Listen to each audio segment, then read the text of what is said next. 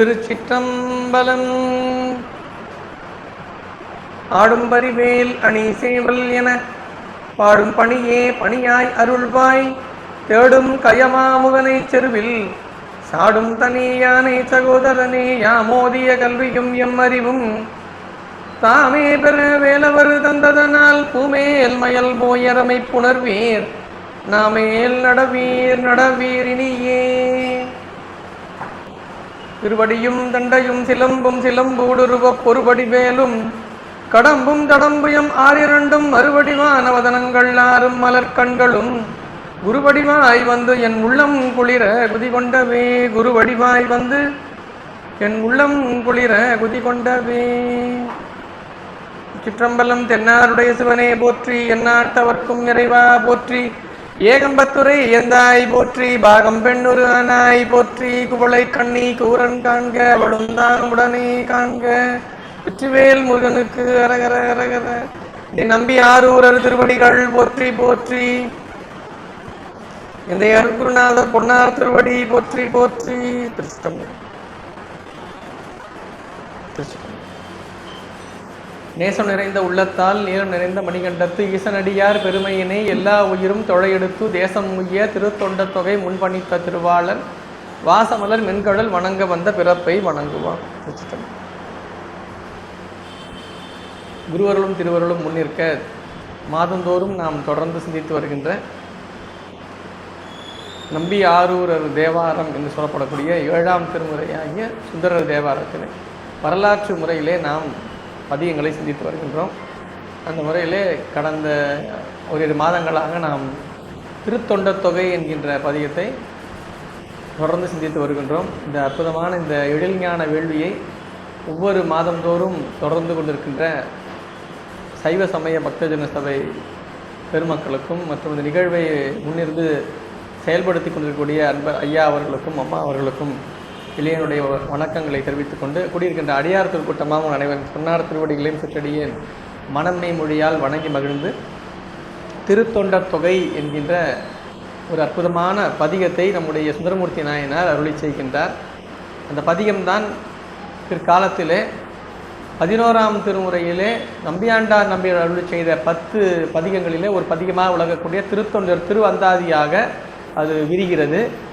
மேலும் இந்த திருத்தொண்ட தொகையும் திருத்தொண்டர் திரு அந்தாதியையும் கொண்டு சைவ பெருமக்களினுடைய 12ஆம் திருமுறையாக விளங்கக்கூடிய பெரிய புராணம் என்கின்ற ஒரு மிகப்பெரிய ஒரு ஞான பெட்டகத்தை தருவதற்கு ஒரு விதை நூலாக விளங்கியது திருத்தொண்ட தொகை என்று சொன்னால் மிகையாக. ஒரு பதிகம் ஒரு திருமுறையே நமக்கு தந்திருக்கின்றது என்றால் அந்த பெருமை நம்ம திருத்தொண்ட தொகைக்கே உரியது. ஒரே ஒரு பதிகம்தான் 12ஆம் திருமுறை என்கின்ற ஒரு மிகப்பெரிய திருமுறை உருவாவதற்கு காரணமாக விளங்குகின்றது. இறைவனை அடைவதற்குரிய வழிகளை நமக்கு 11 திருமுறைகள் தருகின்றது. இறைவனை அடைவதற்குரிய நெறிகளை பின்பற்றி அப்படி அடைந்தவர்களுடைய வரலாற்றை நமக்கு 12ஆம் திருமுறை தருகிறது. விரிந்த நூலாக விளங்குகின்ற அந்த 12ஆம் திருமுறைக்கு மூல நூல் திருத்தொண்ட தொகை. சுந்தரமூர்த்தி நாயனார் திருத்தொண்ட தொகை என்கின்ற ஒரு பதியத்தை அருளி செய்யவில்லை என்றால் செக்கிழார் பெருமானுக்கு பெரிய புராணம் வாய்ப்பு இருந்திருக்காரு. அப்படி ஒரு நூல் கொண்டிருக்க முடியுமான்னு தெரியல. அதனால்தான் சுந்தரமூர்த்தி நாயனாரை நம்முடைய காப்பியத்தினுடைய நாயகனாக கொள்ளுகின்றார் நம்முடைய செக்கிழார். சுந்தரமூர்த்தி நாயனார் புராணம்னு இருக்காது. நீங்கள் பெரிய புராணத்தில் பார்த்தீங்கன்னா சுந்தரமூர்த்தி நாயனாருடைய வரலாற்றை பார்க்கும்போது தனியாக அவருக்கும் புராணம் வச்சுருப்பார். தடுத்தாட்கொண்ட புராணம்னு வச்சுருப்பார். ஏர்கோன் கலிக்காம நாயனார் புராணத்தில் சுந்தரமூர்த்தி நாயனார் புராணம் வரும். கடலிற்சரிவார் என்று சொல்லப்படக்கூடிய சேரமான் நாயனார் பெருமாள் நாயனுடைய அவருடைய வரலாற்றில் வரும்.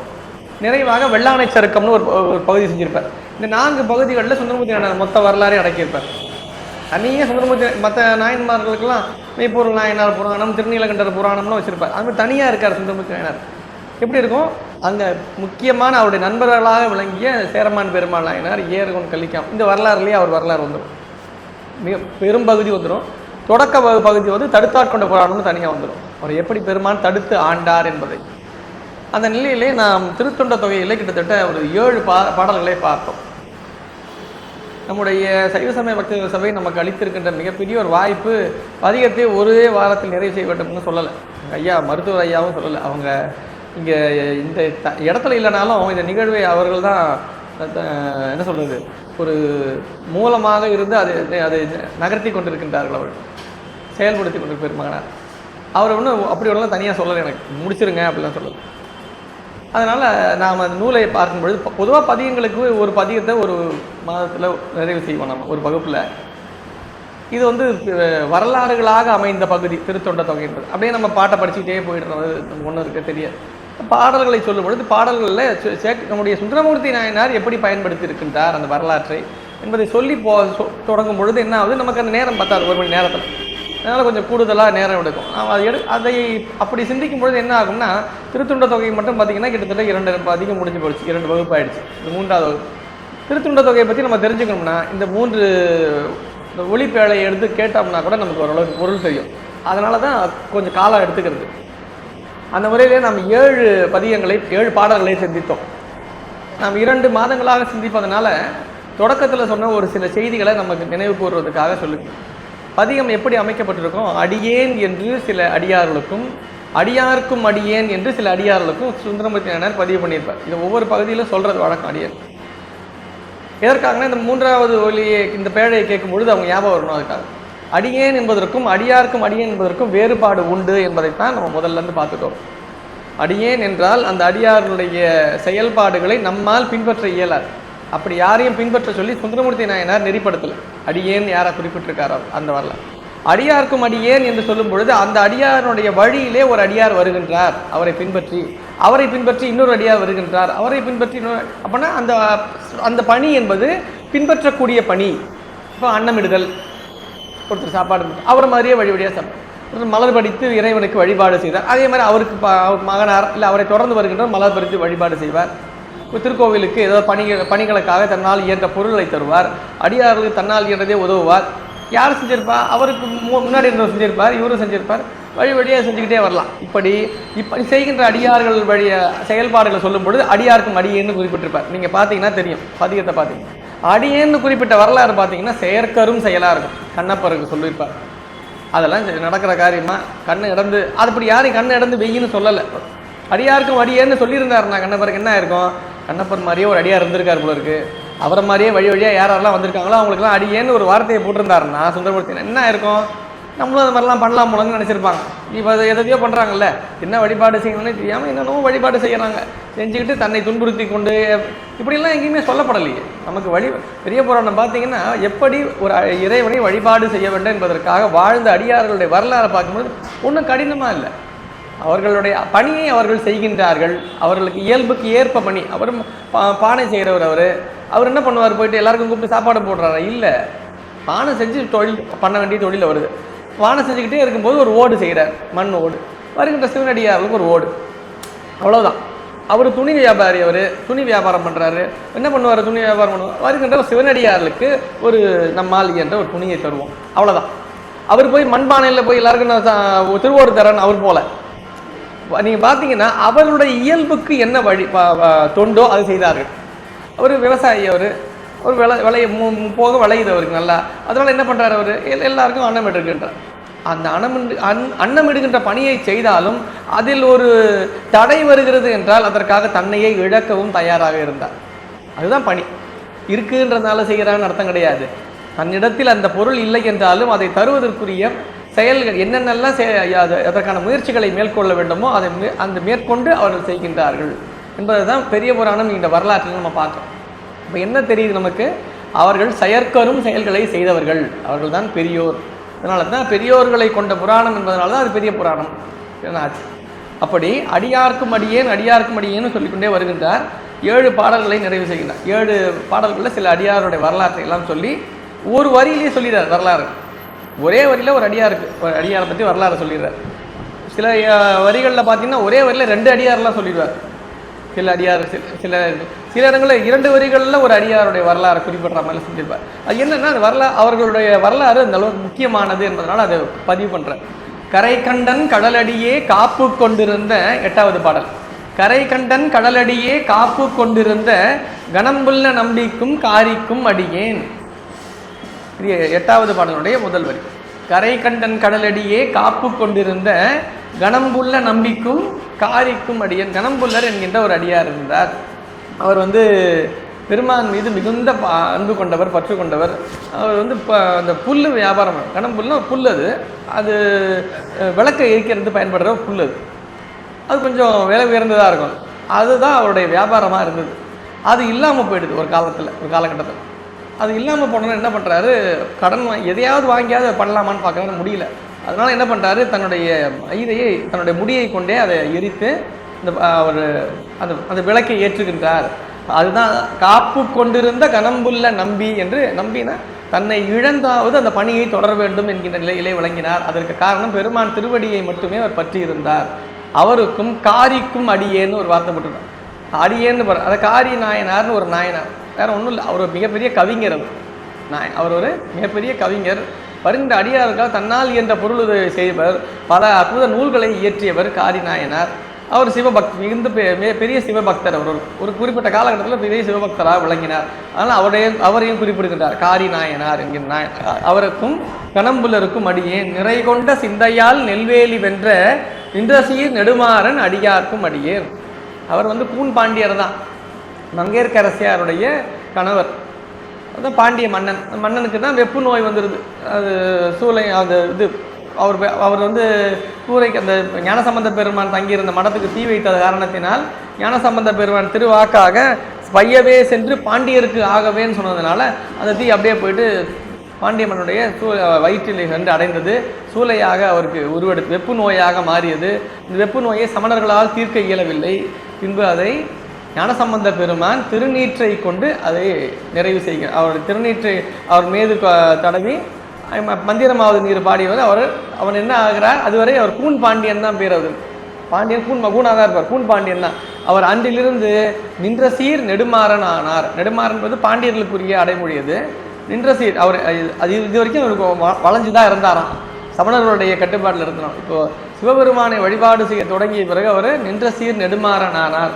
அவர் நெல்வேலினா அது அந்த பக்கம் நெய்வேலி அந்த திருநெல்வேலி அந்த பக்கம் முழுக்கவே ராமநாதபுரம் வரைக்கும் பாண்டிய நாடு தான். நம்ம கணக்கில் நம்ம பாண்டிய நாடுன்னு சொல்கிறது ராமேஸ்வரம் வரைக்கும் பாண்டிய நாடு தான். நமக்கு மதுரை தொடங்கி அந்த பக்கம் கடைசி வரைக்கும் பாண்டிய நாட்டில் தான் வரும். திருநெல்வேலியில் போயிட்டு ஒரு மிகப்பெரிய ஒரு அரசரை வென்று அந்த இடத்தையும் தக்க வைத்தார். அதனால் நிறை கொண்ட சிந்தையால் நெல்வேலி வென்ற நின்ற சீர் நெடுமாறன் அடியார்க்கும் அடியன். அவர் பிற்காலத்தில் என்ன பண்ணார், ஞானசம்பந்தர் கூடவே இருந்தார். பெருமானால் ஆட்கொள்ளப்பட்ட பிறகு, வெப்பு நோய் தீர்ந்த பிறகு வாதம்லாம் நடந்தது. அதெல்லாம் தெரியும், வரலாறு இருக்கும். முதல்ல ஆனால் திருநீற்றை கொண்டு அவர் வெல்லுகின்றார். அது முதல்ல உள்ளே நடந்தது, எங்கே அந்த புறத்தில் நடந்தது. பிறகு சமணர்களோட வாதங்கள் இது பெரிய விஷயம் இல்லை, நீங்கள் அனல்வாதத்தில் வர்றீங்களாட்ட அனல்வாதம் பண்ணுறார். அனல்வாதம் அமைச்சரவைக்கு உட்பட்ட இடங்கள்ல நடக்குது, ஒரு குறிப்பிட்ட இடத்துக்குள்ள நடக்குது. அதையும் அவர் ஞானசம்பந்த பெருமான் வென்றெடுக்கின்றார். பச்சை பதிகம் என்று அந்த பதிகமும் எரியாமல் இருக்கின்றது. சமணர்களுடைய பதிகங்கள்லாம் எரிந்து போகிறது. இதோடு நீங்கள் தோற்றுவிட்டீர்கள்னு சொன்னோன்னா சமணர்கள் இன்னமும் இதுவாகலை. இல்லை நாங்கள் புனல்வாதத்தில் கண்டிப்பாக ஜெயிச்சிருவோம்னு சொல்லிட்டு புனல்வாதத்துக்கு அழைக்கின்றார்கள். உம்முடைய கருத்துக்களை எல்லாம் எழுதி நீர் வைகை ஆற்றில் எடுங்கள், என்னுடைய கருத்துக்களை நாங்கள் எடுக்கின்றோம். எந்த கருத்து அப்படியே நிற்கின்றதோ அவர்கள் தான் வென்றார்கள் என்றார். சரி, அப்படி இல்லைன்னா நாங்கள் கழுவே இருக்கின்றோம்னு அவர்களே கழுவே இருக்கிறார். யார்? அந்த சமணர்கள் தான். அதற்கு மன்னன் கூடவே இருக்கான். கூடவே இருந்து அவங்க சொன்ன மாதிரி அவங்க கழுவே இருக்கிறாருக்குன்னு. அதற்கு பிறகு அவர்களெல்லாம் கழுவேறிய பிறகு சில சமணர்கள்லாம் சைவர்களாக மாறினார்கள். மாறி சென்று மதுரையம்பதியிலே வாழ்ந்தார்கள். பாண்டிய மன்னன் என்ன பண்ணால், மங்கையர்க்கரசியாரும் பாண்டிய மன்னன் ஞானசம்பந்தர் கூடவே பயணிக்க ஆரம்பிச்சிட்டாங்க. ஞானசம்பந்தர் ஒரு இடத்துல இருக்க மாட்டார். மதுரையம்பதி முடிஞ்சதான் அடுத்த தளத்துக்கு போகிறார். அவர் எந்தெந்த தளத்துக்கெல்லாம் போகிறாரோ அவருடனேயே பயணிக்கின்றார். யார்? நெடுமாறரும் பயணிக்கின்றார், மங்கையர்க்கரசியாரும். அப்புறம் ஞானசம்பந்தரே சொல்ல, இல்லை நீங்கள் போய் அரசாட்சியை பாருங்கள், அது மிக முக்கியம், அது மக்களுக்கு அரசாட்சி மிக முக்கியம். இல்லை உங்களை தவிர்த்து எப்படி செல்வது? இல்லை நீங்கள் போய் தான் ஆகணும்னு ஞானசம்பந்தர் திரும்ப அனுப்பி வச்சிடுறார். அதனால் அங்கேருந்து கிளம்பி வந்துடுறார். யார்? பாண்டிய மன்னன் கிளம்பி வந்துடுறார். அது வரைக்கும் அவர் பெருமானுக்கு ஞானசம்பந்தர் கூடவே பயணிக்கின்றார். அப்போது அடியாரை பின்பற்றி வருகின்ற ஒரு அடியாராகவே மாறிவிட்டார் நெடுமாறர் என்பதனால் நெடுமாறரும் ஒரு நாயன்மாராக மாறுகின்றார். பாருங்கள், சமணத்தில் இருந்து என்ன பெரிய தவறுகளை எல்லாம் செய்தாலும் ஞானசம்பந்த பெருமான் உடன் இருந்த ஒரே காரணத்தினாலே அவருக்கும் ஒரு நாயன்மாராக மாறுகின்றார். அது இல்லாமல் மங்கையர்க்கரசி அம்மையாருடைய கணவராகவும் விளங்குகின்றார். நின்ற சீர் நெடுமாறன் அடியார்க்கும் அடியேன் துறை கொண்ட செம்பவளம் இருளகற்றும் சோதி தொன்மையிலை வாயிலான் அடியார்க்கும் அடியேன். நம்முடைய அக இருளை நீக்கக்கூடியது எது என்றால் வழிபாடு மட்டும்தான். அந்த வழிபாடும் புறத்தே நிகழாமல் அது அகத்தே நிகழ வேண்டும். அது அகத்தே நிகழ வேண்டிய வழிபாடாக அமைய வேண்டும். அந்த அக வழிபாட்டை பெருமானை உள்முகமாக காணுகின்ற இந்த அக வழிபாட்டை உள்ளே கோயிலை அமைத்து வழிபாடு செய்கிறது என்கின்ற நிலையே முதலில் நமக்கு காட்டுகின்றார் வாயிலார் நாயனார். வாயிலார் நாயனார் வேற எங்கே இல்லை, நம்ம மயிலாப்பூரில் தான். அது பேரே பதிவு பண்ண தொன்மயிலை வாயிலான் அடியார்க்கும். தொன்மயில மயிலை என்கின்ற தலம் மிக பழமையான தலமாக விளங்குகிறது. இப்பவும் இருக்கு. இப்போ ஞானசம்பந்தர காலத்துக்கு முன்னாடி இருந்து இருக்கு அந்த தலம். மயிலை என்கின்ற தலம் இருக்கின்றது என்பதை பதிவு செய்யும். அங்கு ஒரு நாயன்மார் வாழ்ந்திருக்கின்றார். அவர் வாயிலார். அவர் எப்பொழுதுமே அகப்பூசையை செய்பவர். அவர் அகப்பூசை செய்பவர்கள்லாம் பார்த்தீங்கன்னா அம்பாளுக்கு நீங்கள் அங்கே போய் பார்த்தீங்கன்னா மயிலாப்பூர் பார்த்தீங்கன்னா நேராக அம்பாளுக்கு நேராக இருப்பார் வயலார். அம்மை சன்னதிக்கு நேர் எதிர்க்க இருப்பாங்க. அருளை பெற்றவர்கள் அக வழிபாடு செய்வர்கள் எல்லாரும் பார்த்தீங்கன்னா அம்மைக்கு நேர் எதிர்களை தான் வச்சுருப்பாங்க. நீங்கள் ஆவுடையார் கோயில் போனீங்கன்னா கூட அம்மைக்கு நேர் எதிர்க்க தான் ஞான மணிவாசக பெருமான் சன்னதி இருக்கும். நீங்கள் பார்த்தீங்கன்னா அவர்களாம் திருவருளை கொண்டு வழிபாடு செய்பவர்கள், அக வழிபாடு செய்பவர்கள்லாம் பார்த்தீங்கன்னா அம்மைக்கு நேராக தான் வச்சுருப்பாங்க. அவங்கள அமைக்கப்பட்டிருக்கிற இடம் பார்த்தீங்கன்னா அப்படி வாயிலார் நாயனார் பெருமானை மறவாமை என்கிற நிலையிலே இருந்து அகத்தே வழிபாடு செய்தவர். தொன்மையிலை வாயிலான் அடியார்க்கும் அடியேன் அரை கொண்ட வேல் நம்பி முனையடுவார்க்கு அடியேன். முனையடுவார் என்கின்ற ஒரு அடியார். அவர் ஒரு போர் தொழில் செய்பவர். அவர் அரசருக்காக வேறு நாட்டிற்கு சென்று அந்த நாட்டிலே போர் புரிந்து போரிலே வென்று வருகின்ற அந்த பணத்தை அந்த செல்வத்தை கொண்டு தன்னோட உடன் இருக்கின்ற அடியார்களுக்கும் தன்னை நாடி வருகின்ற அடியார்களுக்கும் அன்னம்பாளிப்பு மற்றும் பொன்னும் பொருளும் தந்து உதவுவார். அவர் தான் அவர் வேலை. போர் தொழிலுக்கு போவார். அதில் பொருளை ஈட்டுவார். ஈட்டுகின்ற பொருளை கொண்டு தன் தேவையை அதற்கு தாண்டி அடியார்களுக்கு சிவனடியார்களுக்கு எல்லாம் அன்னம்பாளிப்பு செய்வார். பொருள் உதவியை செய்தார். இதெல்லாம் நம்ம இந்த வரலாறுகள் இப்போ பார்த்துக்கிட்டே போக வேண்டியது. நாம் வாழுகின்ற காலத்திலே நம்மால் ஈட்டப்படுகின்ற ஒரு சில ஒரு தொகையாவது நாம் நம்மோடு இருக்கின்ற அடியார் பெருமக்களுக்கு தந்து உதவ வேண்டும். இதுதான் நமக்கு வரலாறுலேருந்து தெரிஞ்சு. அப்படி ஒருத்தர் இருந்தார் போல இருக்கு. சரி, நம்ம கேட்டு போகிறதில்ல. அது எங்கள் வரலாறு எதுக்கு சொல்லியிருக்காங்க? நாமும் நம் காலத்திலே நம்மோடு உடன் விளங்குகின்ற அடியார் பெருமக்களுக்கு உதவுவதற்கு. அதுக்கு தான் திருமுறைகள் 11ஓடு நிற்காம 12ஆக வந்தது. எதற்குன்னா இறைவனை வழிபாடு செய்வது மட்டுமல்ல நம்முடைய நோக்கம். அது நம்முடன் இருக்கின்ற அடியார் பெருமக்களை இணங்கச் செய்து அவர்களையும் நல்நெறியிலே ஆற்றுப்படுத்தி அவர்களுக்கு வேண்டிய அளவு நம்மால் இயன்றதை தந்து உதவ வேண்டும். இந்த மனித நேயம் என்று சொல்கிறோம், ஒருமைப்பாடுன்னு என்னென்னமோ சொல்கிறாங்க பாருங்க. கடவுள் மறுப்பாளர்கள்லாம் கூட இதை பேசுகிறாங்க. மனித நேயம், ஒருமைப்பாடு. உண்மையிலேயே அதை அதிகமாக பேசுறது சைவம் தான். இந்த பெரிய புராணன்ற ஒரு மொத்த நூலை என்ன காட்டுதுன்னா தன்னோடு இருக்கின்ற அன்பர் பெருமக்களுக்கு உதவ வேண்டும் என்பதை கற்றுக் கொடுக்கும். நாமும் நம்ம கூட இருக்கிறவங்களுக்கு நம்மால் இயன்றதை தந்து உதவ வேண்டும். அப்படின்னா முனையடுவார். அவர் போர் தொழில் புரிவார். நம்ம என்ன நாங்களாம் வேலைக்கு போயிட்டு இருக்கீங்களா, என்னங்க பண்ண முடியும்? உடனே இப்போ ஏதாவது செய்ய முடியலன்னா என்ன ஆகுதுன்னா நம்மளாம் வேலைக்கு போகிறாங்களா, நம்மளால முடியலையா? அவங்களால முடிஞ்சது. அவர் போர் தொழில் செய்கிறார். அவர் போர் செஞ்சுட்டு வர்ற என்ன பண்ணுவார்? ரெஸ்ட் எடுப்பார். என்னங்க பண்ணுறீங்க? ரொம்ப கஷ்டமான வேலைங்க, ரெஸ்ட் எடுக்கிறாங்க. அவர் ரெஸ்ட் எடுக்கலாம்ல. ஆனால் பாருங்கள், அவர் ஓய்வு எடுத்துருக்கலாம். ஒரு பெரிய போரெல்லாம் போயிட்டு வந்தாருன்னு. ஆனால் ஓய்வு இல்லை. போயிட்டு வந்தாரா அந்த பொருள் வர அந்த பொருளை கொண்டு அடியார்களுக்கு அந்த மாதிரி அந்த எண்ணத்தோடு விளங்கி இருக்கின்றார்கள். அந்த வரலாறுகளை பார்க்கும் பொழுது இப்படித்தான் நாம் நம்முடைய வாழ்வை நெறிப்படுத்தி கொள்ள வேண்டும் என்பதை நமக்கு அறிந்து கொள்ளலாம். ஆரூரில் அம்மானுக்காலே ஒவ்வொரு பாடல் நிறைவுல அதை சொல்லுவார். ஆரூரில் அம்மானு தான் ஆரூரில் இருக்கின்ற ஆரூரன் ஆகிய தான் ஆரூரில் இருக்கின்ற பெருமானுக்கு என்றுமே ஆள்தான். அம்மானுக்கு ஆளேன்னா என்ன? நான் ஆள் தான். ஆள்னா என்ன அர்த்தம் சொல்றாங்க, பேசுவாங்கல்ல, நீ அவர் வச்சு ஆளா அப்படின்னு அதை போய் எடுத்துட்டு வாங்கன்னு சொல்றேன்னு வச்சுங்களேன். அவர் போய் இவர் பொருள் வேற ஒருத்தர் போய் எடுத்துட்டு வராருன்னு வச்சுங்க. அங்க இருக்கவங்க கேட்பாங்க, ஏன் அவர் எடுத்துக்க மாட்டாரா, அவர் நீ வச்சு ஆளான்னு நான் கேட்பாங்க. ஆளான்னா என்ன அர்த்தம்? நீ அவருக்கு என்ன அடிமையா, அவர் சொன்னதெல்லாம் செய்யறதுக்குன்னு அர்த்தம். ஆமா, அவர் சொன்னா செய்வார். அவருக்கு சொன்னா செய்வார். அப்போ அவர் சொன்னா அவர் செய்வார்னா அவர் பேர் என்ன சொல்லுவோம்? நம்ம ஆள்னு சொல்லுவோம். ஆள்னா வேற ஒன்றும் இல்லை, அடிமைன்னு அர்த்தம். சொன்னா செய்வார். அப்ப நாம் என்றுமே இறைவனுக்கு அடிமை தானே. அதுதான் ஒவ்வொரு பாடலும். ஆரூரில் அம்மானுக்கு ஆளே. அம்மான்னா பெருமான். ஆரூர் பெருமானுக்கு நான் என்றுமே ஆள்தான். எப்படி இதுவரை குறிப்பிட்ட அடியார்கள் எல்லாம் அவனுக்கு அடிமைப்பட்டு வாழ்ந்து கொண்டு இருக்கின்றார்களோ அப்படி நானும் அவனுக்கு அடிமைதான் என்பதைத்தான் ஒவ்வொரு பாடலையும் பதிவு செய்கிறார். அடுத்ததாக, கடல் சூழ்ந்த உலகெல்லாம் காக்கின்ற பெருமான் காடவர்கோன் கழற்சிங்கன் அடியார்க்கும் அடியேன். கடற்சிங்கன் என்கின்ற ஒரு நாயனார்.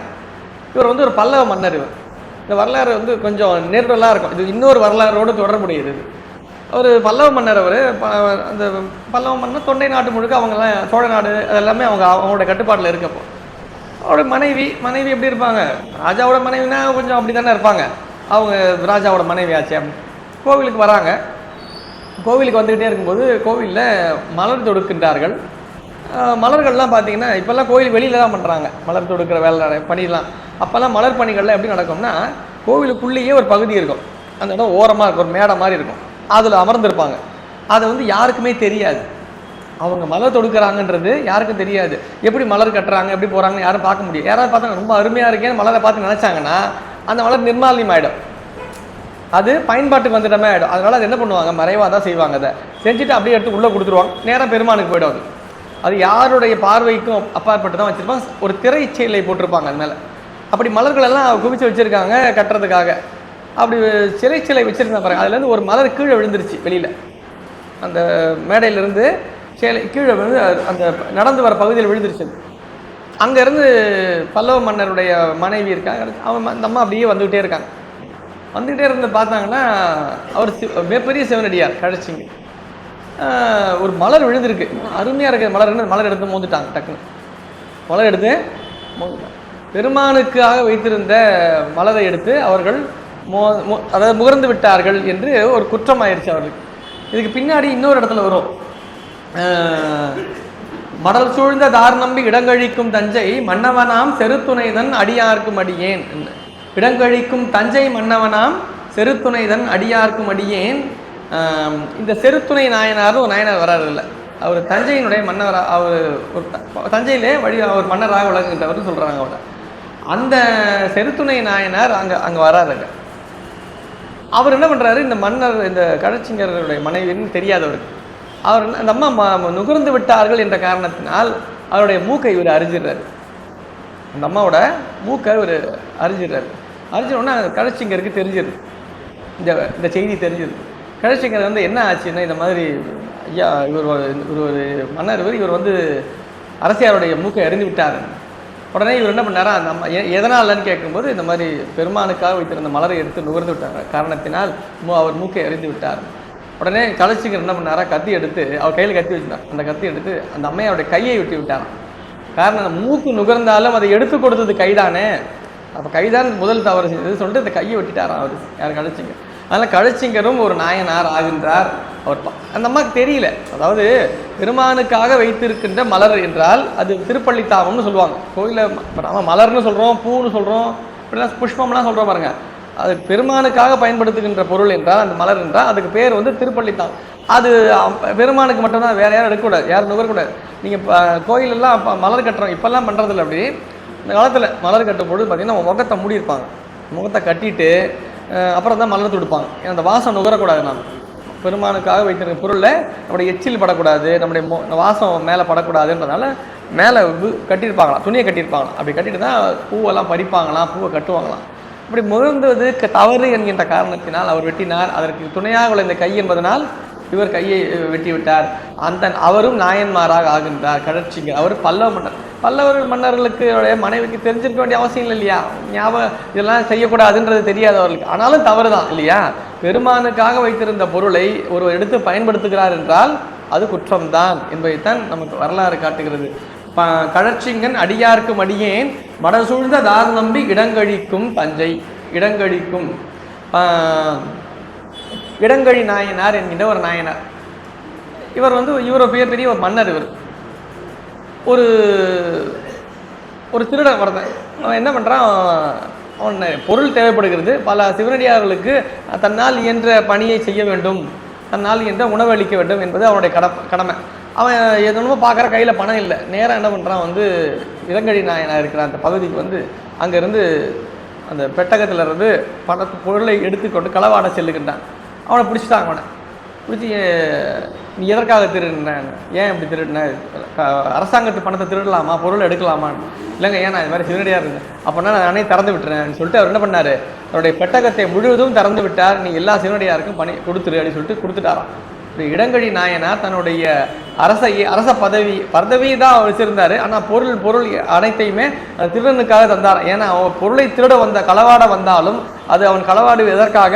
சிவனடியார்களுக்கு பணி செய்வதற்காக, அன்னம்பாலிப்பு செய்வதற்காக அவன் தந்தான் என்பதற்காக தன்னுடைய அரசாங்க மொத்த செல்வத்தையும் அவனுக்கு தந்தார். அப்படிப்பட்ட பெருமகனார் மடல் சூழ்ந்த தார் நம்பி இடம் கழிக்கும் தஞ்சை மன்னவனாம் செருத்துணைதன் அடியாருக்கும். செருத்துணை நாயனார் தஞ்சையினுடைய மன்னராக விளங்கினார், அவருக்கும் அடியன். அவர் தஞ்சையினுடைய மன்னராக சிவனடியாராக விளங்கினாலும் செருத்துணை நாயனார் கழிச்சிங்க நாயனாருடைய வரலாற்றோடு தொடர்புடையவர் தான்.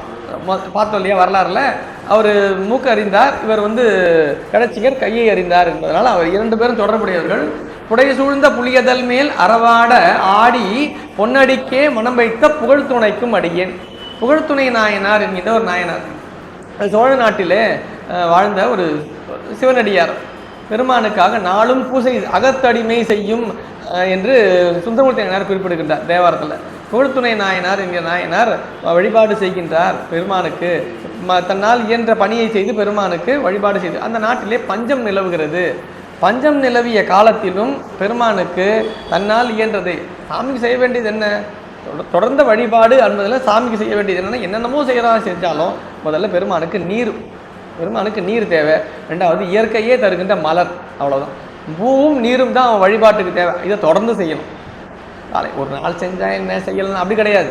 தினமும் காலையிலையும் மாலையிலையும் 2 வேளையும் பெருமானுக்காக பூசை செய்வதையே தன்னுடைய நியமமாக கொண்டு பணி செய்து கொண்டிருந்தார். அந்த ஊரே பஞ்சத்தில் நிலவியது. அப்பொழுதும் அவர் பணி செய்தார்.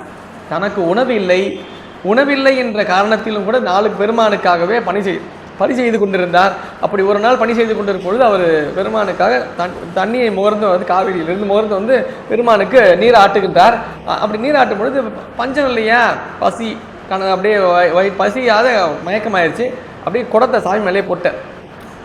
குடத்தை சாமி மேலே போட்டோன்னு தான் மிகப்பெரிய தவறை இழைத்து விட்டோம்னு நினைத்தார். அதனால் பெருமான் என்ன பண்ணார், இனி கவலை வேண்டாம், உமக்கு தினமும் ஒரு படிக்காசு தருகின்றோம் என்று தினமும் படிக்காசு கொடுத்தாராம். அதில் பெருமானுக்கு அந்த தலத்தோட பெருமானுக்கு நாமம் பேர் படிக்காசு வைத்த பரமர்னு பேர்.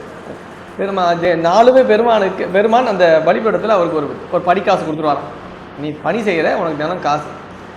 எப்பொழுது நாம் அவனுக்கு ஆட்பட்டு அவனுக்காகவே நம்மை அர்ப்பணித்து நாம் வழிபாடுகளை செய்ய தொடங்குகின்றோமோ நமக்காக அவன் இறங்கி வருகின்றான். அப்பர் பெருமான் சொல்லுவார்ல, தன் கடன் அடியேனையும் தாங்குதல் என் கடன் பணி செய்து கிடக்கு. பணி செய்யணும்னா கூட அவன் தாங்கணும். அவன் தாங்கினாதான் பணி கூட நம்மளால செய்ய முடியும். நாமளே பணி செய்கிறோன்ற நினைப்பு வரக்கூடாது. அதனால தான் அப்பர் பெருமான் ரொம்ப தெரிந்தே அந்த வார்த்தையை போட்டார். அது என்ன, என் கடன் பணி செய்வதுன்னு சொல்லலை, என் கடன் பணி செய்வதுன்னு சொல்ல, என் கடன் பணி செய்து கிடப்பது. என்ன கிடப்பது என்பது அக்ரிணையாக சொல்லப்படுவது. அது அந்த கட்டை எங்கே இருக்கின்றது, அந்த கட்டை அங்கேயே இருக்கின்றது. அப்படின்னு என்ன அர்த்தம்? அது அங்கே தான் இருக்கு. யாராவது எடுத்தால் தான் எடுக்க முடியும், வச்சாதான் வைக்க முடியும். வேறு ஒருவரால் மட்டுமே அது இயக்கக்கூடியது, தானாக இயங்காது. அப்படி நானாக இயங்க பணி கூட நான் செய்யவில்லை, என்னை அவன் செய்விக்கின்றான், நான் செய்கின்றேன் என்ற நிலைக்கு பேர் தான் உண்மையான பணி. இப்படி பெருமான் தாங்குகின்றான். தாங்கும் பொழுது அந்த ஆன்மா பணியை செய்து கொண்டிருக்கின்றது. தன்கடன் அடியேனையும் தாங்குதல். அப்படி புகழ்துணை நாயனாரை பெருமான் அவருடைய வழிபாட்டிற்காக அவரை தாங்கினார். அவர் தன்னுடைய தொடர்ந்த தொண்டை செய்தார். பொன்னடிக்கே மனம் வைத்த புகழ்துணைக்கும் அடியேன், அடல் சூழ்ந்த வேல் நம்பி கோட்புலிக்கும் அடியேன். இவரும் மிகப்பெரிய ஒரு சேனாதிபதி, ஒரு போர் தளபதி மாதிரி வச்சுங்களேன். இவர் மன்னருக்காக போய் பல பல பல இடங்களுக்கு சென்று போய் நாடுகளை வென்று பொருள் ஈட்டுவார் இவர். அப்படி ஒரு நாள் என்ன பண்ணுறாரு, அவர் ஊரிலிருந்து சென்று போருக்காக ஒரு ஊருக்கு போகிறார். இவர் தினம் அடியார்களுக்கு சிவனடியார்களுக்கெல்லாம் களஞ்சியத்தில் ஒரு நெற்குவியலை வச்சுருந்தார். பெருமானுக்காகவே அந்த நெற்களஞ்சியம்னு ஒரு நெற்களஞ்சியத்தை அப்படியே சேர்த்து வச்சுட்டு இருந்தார். திடீர்னாச்சு அந்த நாட்டில் பஞ்சம் வந்துருச்சு, பெரும் பஞ்சம் வெள்ளம் விட்டது. என்ன பண்ணுறதுன்னு தெரியல. எல்லாருக்குமே கொஞ்சம் கஷ்டமாக தான் இருந்தது. அதனால் அந்த வீட்டில் இருந்தவங்க என்ன பண்ணிட்டாங்க, நம்ம ஐயா, அவங்க வீட்டு ஐயா யார், கோட்புலியார் ஐயா போருக்கு போயிருக்காரு, நம்ம பஞ்சத்தில் இருக்கோம், கொஞ்சம் சாப்பாடு கொஞ்சம் அதுலேருந்து எடுத்து போனாமல் அவர் வரும்போது நம்ம சொல்லிக்கலாம் வேணா கூட, இல்லை நம்ம வச்சிடலாம் அப்புறம் நினச்சி என்ன பண்ணாங்க, இந்த பஞ்ச காலத்தில் ஊரே வாடிட்டு இருந்தது. ஆனால் இவங்க மட்டும் பெருமானுக்காக வைத்திருந்த அந்த நெற்களஞ்சியத்திலிருந்து அந்த நெல்லை கொண்டு அவர்கள் புசித்து வாழ்ந்தார்கள். அப்படி இந்த விஷயம் ரொம்ப கோட்புலியாருக்கு தெரியுது. கோட்புலியார் இந்த போரெல்லாம் ஒரு காலத்தில் முடிஞ்சிருக்கு, போர் முடிஞ்சு நாட்டுக்கு திரும்பிட்டு இருக்க. திரும்பி வந்துக்கிட்டே இருக்கும்போது கேட்டால் எல்லாரும் வரவழியே சொல்லிட்டாங்க, உங்கள் வீட்டில் மட்டும் நல்ல சாப்பாடு தான், எல்லாரும் செழிப்பாக தான் இருந்தால், நீங்கள் பெருமானுக்காக வைத்திருந்த அந்த நெற்களஞ்சியத்திலிருந்து எடுத்து களவாடி அவர்கள் எல்லாருமே அவர்கள் அந்த உண்டு அவர்களை வாழ்ந்து கொண்டிருக்கின்றார்கள். பெருமானுக்காகவே அர்ப்பணித்த ஒரு பொருளை நாம் நமக்காக பயன்படுத்தலாமா என்றால் மிகப்பெரிய தவறு. நம்முடைய பொருளை நாம் பயன்படுத்தலாம். பெருமானுக்காக வைத்து விட்டோம் என்று சொன்ன பிறகு இந்த பொருள் சாமிக்கு அப்படி வச்சு சொன்னேன், சாமிக்கு நம்ம தானே வச்சோம், நம்ம எடுத்துக்கலாமா அப்படின்னா அது இல்லை, தவறு. பொருளை நாம் தந்து விட்டால், இப்போ நான் ஒருத்தர்கிட்ட கொடுத்துட்டேன் காசை, ஐயா உங்ககிட்ட கொடுத்துட்டேங்க, என்ன கொடுத்துட்டு நான் பாட்டுட்டு ஐயா அந்த காசை திருப்பி கொடுன்னு கேட்டேன், அது நல்லா தான் இருக்குமா? அது மரியாதையாக இருக்காது இல்லையா? அது அந்த பொருள் அவருடையது தான். அவருக்கு பெருமானுக்காக வந்து பெருமான் கையை அவர் கொண்டு வாங்கிக்கலன்றதான் அந்த பொருளை நம்ம பயன்படுத்திக்கிட்டு அது களவாயிடும் இல்லையா? அவர்கிட்ட தான் கொடுத்துட்டேன், அவர் பாக்கெட்டில் அவர் அப்படியே எழுந்து போகிறாரு, அங்கே வச்சுட்டு போயிருக்காருன்னு வச்சுங்க, நாம தானே கொடுத்தோம், நமக்கு வேற ஒரு தேவை இருக்குன்னு அவர்கிட்ட எடுத்துட முடியுமா? அந்த பொருளை எடுக்காத பேர் என்னது? களவு தானே அது. அவர்கிட்ட கொடுத்துட்டோம் பணத்தை, ஐயா வச்சுங்கன்ட்டு 10,000. அவர் சரிங்க ரொம்ப நன்றிங்கன்னு வாங்கிக்கிட்டார். அவர் வாங்கிட்டு வெளியே போகிறதுக்கு முன்னாடி கையில் ஒரு பக்கத்தில் போக வேண்டிய இடம் இருந்தது. சரி பொருள் அங்கே வச்சுட்டு அப்படிக்கா போகிறாருன்னு வச்சுப்போம். அவர் கவனம் இல்லாமல் போகிறார். அந்த பொருளை அவர் தான் போயிட்டார்ல, நாம் அவருக்கு கொடுத்துட்டோம், அந்த பொருளை நம்மளே எடுத்துட்டாங்க தப்பான்னு அப்படின்னு வச்சு எடுத்துட்டா அது என்ன? அது அந்த செயலுக்கு பேர் என்ன? குற்றம் தானே. ஏன்னா அந்த பொருள் அவருது, நாம் வச்சுட்டு இருக்க வரைக்கும் தான் நம்மளுது. நம்ம இன்னொருத்தர்கிட்ட கொடுத்துட்டோம்னா அது அவருடையதாகி விடுகிறது. அப்போ அந்த பொருளை நாம் எடுக்க வேண்டும் என்றால் அவரிடத்தில் கேட்டு தான் எடுக்கணும். அவர் கொடுத்தா தான் வாங்க முடியும் நம்ம. ஏன்னா பொருளுக்கு உரிமையாளர் அவராகி விடுகின்றார். இப்போ களஞ்சியம் என்பது பெருமானுக்காக அர்ப்பணிக்கப்பட்டு விட்ட பிறகு பெருமானுக்கு தான், அது சாமி தான் கொடுக்க முடியும். இப்போ நாம போய் எடுத்துக்க முடியாது, நாம தான் நாங்கள் வச்சோம் நாமளே எடுத்துக்கலாம், அது தவறு. நம்மக்கிட்ட இருக்க வரைக்கும் தான் நம்மளுது. நாம் பெருமானுக்குன்னு எடுத்து வச்சிட்டோம்னா அது பெருமானுடையது தான். அப்படி வைத்த பொருளை இவர்கள் உண்டு விட்டார்கள் என்பதை அவர் கேள்விப்படுகின்றார். எல்லோருக்கும் யாரெல்லாம் இந்த வீட்டுக்கு வந்து சாப்பிட்டு போனாங்க அப்படின்னு ஒரு லிஸ்ட் எடுக்கிறார். எல்லாரும் வீட்டுக்கு வாங்க, எல்லாருக்கும் ஒரு பரிசு வச்சுருக்கேன். வெளியூர் போய்ட்டு வந்தால் போவோம்ல, ஐயா நீ ஊருக்கு போய்ட்டு வந்தீங்களாமே? ஆமாம் ஊருக்கு போய்ட்டு வந்தோம், வாங்க அவங்க வீட்டுக்கு போவோம், எல்லாரும் வீட்டுக்கு வாங்க. அவர் வீட்டுக்கு போவோம், ஊருக்குலாம் போயிட்டு வந்திருக்காரு, நமக்கு எதாவது வாங்கி வச்சிருப்பார். நம்ம எல்லாரும் வீட்டுக்கு போயிட்டாங்க. வீட்டுக்கு போனால் வீட்டுக்கு கதவை தாளிட்டு யாரெல்லாம் இந்த உணவை உண்டாரு அவரை எல்லோரையுமே வெட்டி வீழ்த்தினாராம். எல்லோருக்கும் தண்டனை தந்தாராம். என்ன, பெருமானுக்காக வைத்த உணவை எடுத்து நாம் உண்ணலாமா, அந்த பொருளை பயன்படுத்தலாமா? மிகப்பெரிய தவறுன்னு எல்லா உயிர்களையுமே அங்கே எல்லா உறவுகளையுமே வெட்டி வீழ்த்தினார் தன்னுடைய அறிவாளால். நிறைவாக ஒரு செயல் செய்தார். என்னென்னா, ஒரு குழந்தை இருந்துதான், அந்த குழந்தையும் வெட்டினாராம். இந்த குழந்தையை ஏன் போய் வெட்டுறீங்க நீங்கள்? இல்லை, இந்த குழந்தை வந்து அந்த உணவை உண்ட தாயினுடைய பாலை அறிந்திருக்கும் இல்லையா, அதுவும் குற்றம் இழைத்தது தான், அதையும் இழைத்தான். அப்படி பெருமான் பின்பே காட்சி தந்து அவருடைய பணிக்கு இறங்கி எல்லா உயிர்களையும் மீட்டு தந்தார் என்பது வரலாறு.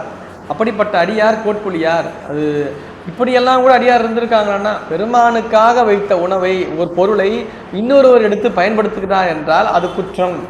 அந்த அடியார் செய்யறது குற்றம் இல்லையான்னா இல்லை. ஏன்னா அவர்கள் தனக்காக செய்யவில்லை, அது சிவ அபராதம் என்பதற்காக அந்த செயலை நிறைவேற்றுகின்றார்கள்.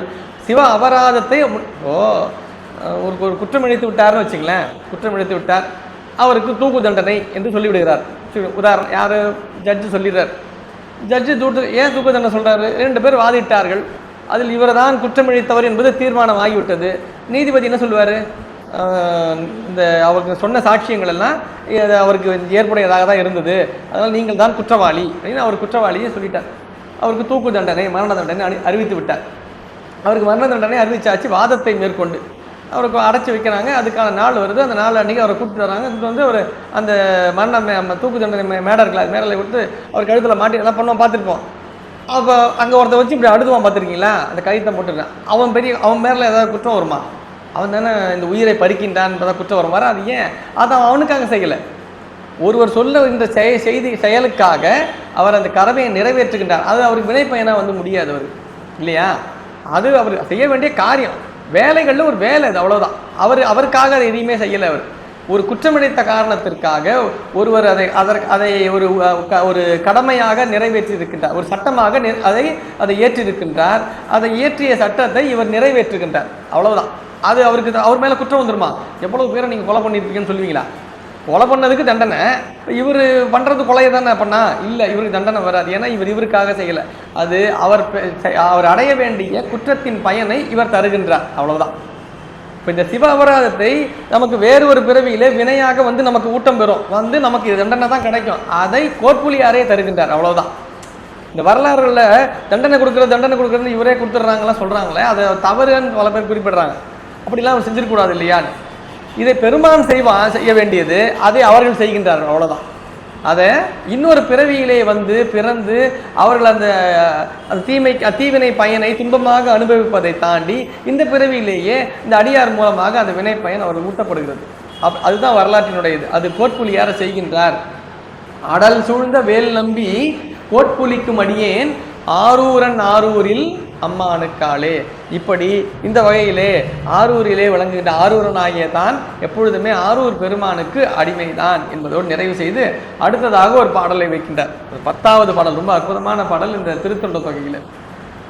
திருத்தொண்ட தொகை என்கின்ற இந்த பகுதியில் எத்தனை நாயன்மார்களை குறிப்பிடுறார் சுந்தரமூர்த்தி நாயனார்னா 60 நாயன்மார்களை குறிப்பிடுகின்றார். பின்னே 3 பேரை நம்பியாண்டார் சேர்க்கின்றார். இந்த 60 பேருடன் நிறுத்தல, அவர் 9 தொகை அடியார்களை குறிப்பிடுகின்றார் சுந்தரமூர்த்தி நாயனார். தில்லைவாழ் அந்தனர்தம் அடியாருக்கும் அடியேன்னு சொல்றது ஒரு நாயன்மார் கிடையாது, ஒரு தொகையான அடியார்கள், தில்லையில் வாழ்கின்ற அடியார் பெருமக்கள். இந்த அந்தன் தில்லைவாழ் அந்தனர்கள் 3000 பேரை அவரை குறிப்பிடுறார். அவர்களுடைய அடியார்களுக்கும் நான் அடியேன் என்பதாக தில்லைவாழ் அந்தனர்தம் அடியாருக்கும் அடியேன்னு ஒரு தொகை அடியாரை குறிப்பிடுறார். 2வது பொய்யடிமை இல்லாத புலவர்க்கும் அடியேன்னு 7வது பாடலில் குறிப்பிடுவார். பொய்யடிமை இல்லாத புலவர் என்பது ஒருவர் கிடையாது. பொய்யடிமை புலவர் என்பது ஒரு கூட்டம். அவர்கள் பெருமானுக்காக எப்பொழுதுமே தன்னை அடிமையாக கொண்டு வழிபாடு செய்வார்கள். அவருடைய அடிமை என்பது எப்படின்னா பொய்யானது அல்ல, அது மெய்யை நோக்கிய வழிபாடு. மணிவாசகர் பெருமான் குறிப்பிடுகின்ற மெய்யடியார்கள்னு சொல்றாருல்ல, மெய்யடியார்கள்னு ஒரு சொல் பயன்படுத்துவார் மணிவாசகர். அந்த மெய்யடியார் இவர்கள் பொய்யுக்கு அடிமை இல்லாதவர்கள். அப்படின்னா என்ன அர்த்தம் அப்படின்னா, பொய் என்ற சொல்லுக்கு பொருள் நிலையில்லாதது என்று பொருள். பொய் தான். மெய் என்றால் நிலையானதுன்னு பொருள். நிலையானவற்றுக்கு மட்டுமே அவர்கள் அடிமையாக விளங்குவார்கள். நிலையானது எது? சிவம் மட்டுமே நிலையானது. அப்போ மற்ற எல்லா பொருளுமே நிலையற்றது தான். அவர்களுடைய அடிமை என்பது பொய்க்கானதாக விளங்க, உலகியலாக அவர்கள் அடிமையாக விளங்க மாட்டார்கள். பொண்ணுக்கோ பொருளுக்கோ புகழுக்கோ மற்றவற்றுக்கோ எதற்குமே அவர்கள் அடிமைப்பட்டவர்கள் அல்ல. அவன் பெருமானுக்கு மட்டுமே அடிமைப்பட்டவர்களாக விளங்கினார்கள். அவருடைய வாக்கும் அவருடைய சொல்லும் சிந்தையும் எல்லாமே பெருமானுக்காக விளங்கியது. நம்ம இவர் சொல்வார், நம்ம சுந்தரமூர்த்தி இன்னொருத்த பதிக்கிறது சொல்வார், தம்மையே புகழ்ந்து இச்சை பேசினும் சாதியினும் தொண்டர் பொய்மையாளரை பாடாதே. பொய்மையாளர்கள்னா யார் நிலையில்லாதவர்களோ அவர்களை பற்றி பாடிக்கொண்டு இருக்காதீர்கள். யாரை சொல்றாரு? தம்மையே புகழ்ந்து இச்சை பேசினும் சாதியினும் தொண்டர் பொய்மையாளரை பாடாதே எந்தை புகழூர் பாடுமின் புலவீர்கள். ஏன்னா புலவர்கள் எப்பொழுதுமே ஒரு ராஜாவை போய் பாட்டு பாடுறது, ஐயா நீங்க அப்படிப்பட்டவர் இப்படிப்பட்டவர், அவன் ராஜா நிலையில்லாத, அவனை பாடி ஏன் பொருள் பெறதுக்கு எதுக்கு அவனை பாடிட்டு இருக்கீங்க? இப்போ நாம் எதுக்கு போய் பாட வேண்டியது இருக்கு? பொண்ணு வேணும், ஒரு பொருள் வேணும், ஏதாவது ஒன்று வாங்கி வரணும், அப்போ தான் நம்ம குடும்பத்தை நடத்தணும். புலவர்களை பார்த்து சொல்றாரு, நீங்க இந்த மாதிரி பொய்யானவர்களை போய் பொய்மையாளர்களை பாடாதீர்கள், மெய்யாக விளங்குகின்ற பெருமானை பாடுங்கள், உங்களுக்கு எல்லாவற்றையும் அவனே தருவான். இம்மையே தரும் சோறும் கூரையும் ஏத்தலாம் என்று சொல்லுகின்றார். இடர் கெடலுமாம், உம்முடைய துன்பங்கள் நீங்கும், அவனை ஏத்துங்கள், எல்லா வளத்தையும் இந்த பிறவியிலேயே தருவான். இந்த பிறவியிலே என்ன தருவார்? ஏத்தலாம். இம்மையே தரும் சோறும் கூரையும். சோறும்னா எது? சோறு சாப்பிட்றதுக்கு. இந்த பிறவியில் எதை நீ உண்ண வேண்டுமோ அதை உனக்கு பெருமான் தருவார். கூரை, இந்த பிறவியிலே நீ எப்படி எந்த இடத்தில் வாழ வேண்டுமோ அது இடத்தையும் உனக்கு தருவார். மனுஷன் 2 தானே முக்கியம், உண்ண உணவு, இருக்க இடம், இது 2 தான் மிக முக்கியமானது. இந்த 2ஐயுமே இந்த பிறவியிலேயே தருவான். பொய்மையாளர்களை பாடாதீர்கள். அப்படி பொய்யுக்கு அடிமை இல்லாதவர்கள், அவர் பொய்யடிமை இல்லாத புலவர்க்கும் அடியேன்னு ஒரு திருக்கூட்டமாக சொல்றார். அந்த வகையில் இந்த 10வது பாடல்ல தொகை அடியார்களாக ஒரு 7 பேரை குறிப்பிடுகின்றார். 7 நிலையில விளக்கின்ற அடியார் பெருமக்கள். 10ஆய் பணிவார்கள் எல்லாருக்கும் அடியேன். யார் ஒருவர் பெருமான சிவத்தையே முழுமுதற் பொருளாக கொண்டு பத்தியாக வழிபாடு செய்கின்றார்களோ, இங்க பாருங்கன்னா 10ஆயின்னு போட்டிருப்பார். இந்த பத்தி என்பதுதான் தமிழ் சொல். பத்தி என்பது பக்தின்னு இருக்கு இல்லையா, பக்தி தமிழ் சொல் இல்லை, பத்தி தான் தமிழ் சொல். பக்தி வட சொல்லது. இந்த பக்தி சக்தி முக்தி எல்லாம் இருக்கு இல்லையா, இதெல்லாம் வட சொல்லுதலாம். பத்தி என்பது தமிழ் சொல், அதாவது முத்தி என்பது தமிழ் சொல். அதனால தான் திருவாசகத்தில் முத்தி நிறைய அறியாத மூர்க்கரோட முக்தின்னு வராது, முத்தி தான் வரும். முத்தி நெறி என்பது நிறைவானதுன்னு அர்த்தம். இந்த ஆன்மாவுக்கு நிறைவானது அவன் திருவடி தான். அந்த நெறியை அறியாதவர்களோடு நான் இருக்கக்கூடாது என்று மூர்க்கரோடு முயல்கின்றேன் என்று மணிவாசக பெருமான் குறிப்பிடுகின்றார். அப்படி பத்தராய் பணிவார்கள் என்றால் பத்தியாக வழிபாடு செய்வார். பத்தின்னு என்ன அர்த்தம்? இப்போல்லாம் அந்த சொல்லலாம் பயன்பாட்டில் இல்லை. அந்த அந்த காலத்தில் இருந்தவங்களுக்கு தான் தெரியும். அந்த பொருளை ஒரு நிறைய பொருள் இருக்குன்னு வச்சுக்கலேன், எப்படிங்க வந்து அது பத்தியாக வச்சுருக்காங்கன்னு. பத்தியான்னு அர்த்தம் வரிசையாக வச்சுருக்காங்கன்னு அர்த்தம். வரிசையாக வச்சுருக்காங்கன்றதுக்கு பொருள் என்ன? பத்தின்னு பேர். அதே மாதிரி நாம் பெருமானுக்கு செய்வது என்பது தொடர்ந்த நிலையிலே அமைய வேண்டும். ஒரு நாள் கோயில் போகிறது, வாரத்துக்கு ஒரு வாட்டி கோயில் போகிறது, மாதத்துக்கு ஒரு வாட்டி கோயில் போகிறது, வருஷத்துக்கு ஒரு வாட்டி கோயில் போகிறது அப்படி கிடையாது. நாளும் அவனை வழிபாடு செய்ய வேண்டும், நித்தமும். அதுதான் பத்தியாய் வழிபாடு செய்தல். அந்த பத்தியாய் யார் ஒருவர் பெருமானை பணிகின்றார்களோ, பத்தராய் பணிவார்கள் யாரெல்லாம் பணிகின்றார்களோ, அவர் உயர்வு தாழ்வு கற்றவர்கள் கல்லாதவர்கள் செல்வந்தர்கள் ஏழை அப்படிலாம் யாரும் கிடையாது. அவனை பத்தியோடு யார் ஒருவர் அவனை பணிகின்றார்களோ அவர்கள் பணிகின்ற எல்லா அடியார்களுக்குமே நான் அடியேன். பத்தராய் பணிவார்கள். பத்தி செய்வது கூட நம்முடைய பணிவு அமைய வேண்டும். நான் பக்தியாக இருக்கேன்னு பெருமைப்பட்டிருக்கூடாது. பல பேர் என்ன வச்சுக்கிறாங்க, இந்த பெருமானுக்கு நாம் பக்தியாக விளங்குகின்றோம் என்பதை ஒரு தகுதியாக சொல்லுகிறார். பக்தியாக விளங்கு தகுதி அல்ல, பக்தியாக விளங்கு நம்முடைய பணி. அது நம்முடைய கடமையில் ஒன்று. அவனிடம் பக்தி செலுத்துவது என்பது அதில் பணிவு இருக்க வேண்டும். பத்தராய் பணிவார்கள் எல்லாருக்கும் அடியேன், பரமனையே பாடுவார் அடியார்க்கும் அடியேன். பாடுவார்கள், இவர்களும் பாடுவார்கள். அவர்கள் ஒரு நேரம் ஒருவரை பாடுவார்கள், இன்னொரு நேரம் இன்னொருவரை பாடுவார்கள். நேரம் கிடைக்கும் பொழுது சிவபெருமானையும் பாடுவார்கள். அப்படிதானே? இல்லை, இவர்கள் சிவத்தை மட்டுமே பாடுவார்கள், பரமனையே பாடுவார். பரமனையேன்னு ஏன் ஏகாரம் பட்டார்? ஏகாரம்னா பெருமானை மட்டுமே வழிபாடு செய்வார்கள். வேறு ஒத்திக்கிழமை ஒரு நாள், செவ்வாய்க்கிழமை ஒரு நாள், புதன்கிழமை ஒரு நாள், வியாழக்கிழமை ஒரு நாள், வெள்ளி அப்படிலாம் கிடையாது. இல்லை வருஷத்தில் ஒரு நாள் போகிறது அப்படிலாம் கணக்கு கிடையாது. எப்பொழுதுமே பெருமானை மட்டுமே. சிவத்தை தவிர தொழுவனோ பிறரை துதிப்பனோ எனக்கோர் துணையென நினைவனோ சொல்லாய். இதெல்லாம் திருமுறைகள் நமக்கு காட்டுகின்ற ஏக தெய்வ வழிபாடு என்று சொல்லப்படக்கூடிய ஓரிரை கொள்கை என்று தமிழிலே இதை குறிப்பிடுவார்கள். இது ஏக தெய்வ வழிபாடு. ஒருவனையே நம்முடைய வழிபாடு பொருளாக கொள்ளுதல். நம்ம ஒரு நிறைய அந்த சாமி ஏகப்பட்டது அப்படிலாம் இல்லை. வழிபாடு பொருள் என்பது ஒன்று தான். அதுதான் நமக்கு திருமுறைகள் கற்றுத் தருகின்றன. நாம் பொதுவாக வழிபாடு செய்வதை தாண்டி நம்முடைய சிந்தையை குறுகச் செய்து பெருமாள் ஒன்றையே நாம் வழிபாடு செய்யும் பொழுது நமக்கு பயன் மிக எளிதாக வந்து சேரும். ஒரு இடத்துல தண்ணி வேணும்னு வச்சுங்களேன், தொட்டப்ப கேட்போம், தண்ணி எப்படிங்க வரும்னு. ஒரு இடத்த பார்த்து சொல்லுவார், இந்த இடத்துல நீங்கள் ஒரு 100 அடி நோண்டுங்க, 100 அடி நோண்டிங்கன்னா தண்ணி வந்துடும்ன்றார். நம்ம உடனே என்ன பண்ணுறோம், ஒரு 10 பேரை கூப்பிட்டு வந்து இங்கே ஒரு 10 அடி போடுங்க, அங்கே ஒரு 10 அடி போடுங்க, அங்கே ஒரு 10 அடி வந்தவங்க எத்தனை அடி போட்டிங்க எல்லாரையும் கணக்கு பண்ணி பார்த்தா கவுண்ட் பண்ணி 10 பேர் இன்று 10 பேர் எவ்வளோ ஆச்சு? 100 ஆச்சா? ஐயா 100 அடி போட்டுட்டாங்க ஐயா, தண்ணியே வரலங்க ஐயா. எப்படிங்க தண்ணி வரும்? 100 அடி தானே நீங்கள் சொன்னீங்க, நான் 100 அடி இங்கே பள்ளம் பண்ணியாச்சு, ஆனாலும் தண்ணி வரல. ஏன்? 100 அடி 10 இடத்துல போடக்கூடாது. 100 அடி எங்கே இருக்கணும்? ஒரே இடத்துல இருந்தால் தான் நீர் வரும் இல்லையா? ஒரு நீரை நாம் பெற வேண்டும், நமக்கான பயன்பாட்டில் இருக்கின்ற நீரை பெற வேண்டும் என்றாலே 100 அடியில் தான் அந்த நீர் கிடைக்கும் என்றால், அது ஒரு இடத்தில் சென்றால் தான் அந்த நீரை நம்மால் கொள்ள முடியும் என்றால், வழிபாடும் நாம் ஒரு பொருளாக கொண்டு அந்த ஒரு பொருளையே நாம் அதிக கவனம் செலுத்தி ஒன்றிலேயே ஆழங்கால் பட்டு சிந்திப்போமே ஆனால் நமக்கு பயன் மிக எளிதாக கிடைக்கும். நான் அதை பண்ணேன் இதை பண்ணேன் அங்கே போனேன் இங்கே அப்படியே எல்லா பக்கம் போகும்போது என்ன ஆகும்? நிறைய போயிட்டு நிறைய கிடைக்குமா? நிறைய போயிட்டு என்ன ஆகும் தெரியுமா? நிறைய அங்கே போனாங்க இங்கே போனாங்க இதை போனாங்க, எனக்கு இப்படி தாங்க ஆயிடுச்சுன்னு சொல்லிட்டு கடைசியில் ஒரு நாள் ஒன்று சொல்கிறாங்க. ஏன்? நீங்கள் 10 இடத்துல போய் பிரயோஜனம் இல்லை, ஒரே இடமா இருந்திருக்கணும். ஒரே இடமா இருந்தால் பெருமான் நமக்கு என்ன பண்ணுவார்? நமக்காக நாம் ஒரு இடத்துலையே வழிபாடு செய்து கொண்டு இருக்கின்றான் என்பதனால நம்முடைய சிந்தனை எப்படி இருக்குன்னா ஒருமித்து இருக்கும். சிந்தனை எப்படி? கூர்ந்த ஞானத்தால் கூர்ந்த மெய்ஞானத்தால். கூர்ந்தனா ஒரு கான்சென்ட்ரேஷன் சொல்லுவாங்க, ஒரு பக்கமாக இருந்தால் மட்டும்தான் நம்மால் கவனாதி. அப்படி பெருமானை மட்டுமே ஏற்றுவார்களாம். பரமனையே பாடுவார் அடியார்க்கும் அடியேன், சித்தத்தை சிவன்பாலே வைத்தார்க்கும் அடியேன். நமக்கு பெருமானை வழிபாடு செய்வதற்கு நமக்குரிய கருவிகளில் ஒரு 36 கருவிகளை நமக்கு பெருமான் தந்திருக்கின்றான். அதில் அதில் அந்தக்கரணம்னு ஒரு 4, அதில் மனம் புத்தி அகங்காரம் சித்தம்னு ஒரு 4 வச்சுக்கலாம். அது கண்ணுக்கு தெரியாது. இப்போ மெய்வாய் கண் மூக்கு செவி ஒரு கருவி, இதெல்லாம் தெரியுது. கை கால் இதெல்லாம் கருவிகள்லாம் தெரிஞ்சதாக இருக்கும். இந்த அந்தக்கரணம்னு ஒன்று சொல்லியிருப்பாங்க தத்துவத்தில். அது பார்த்தீங்கன்னா மனம், புத்தி, சித்தம், அகங்காரம்னு 4.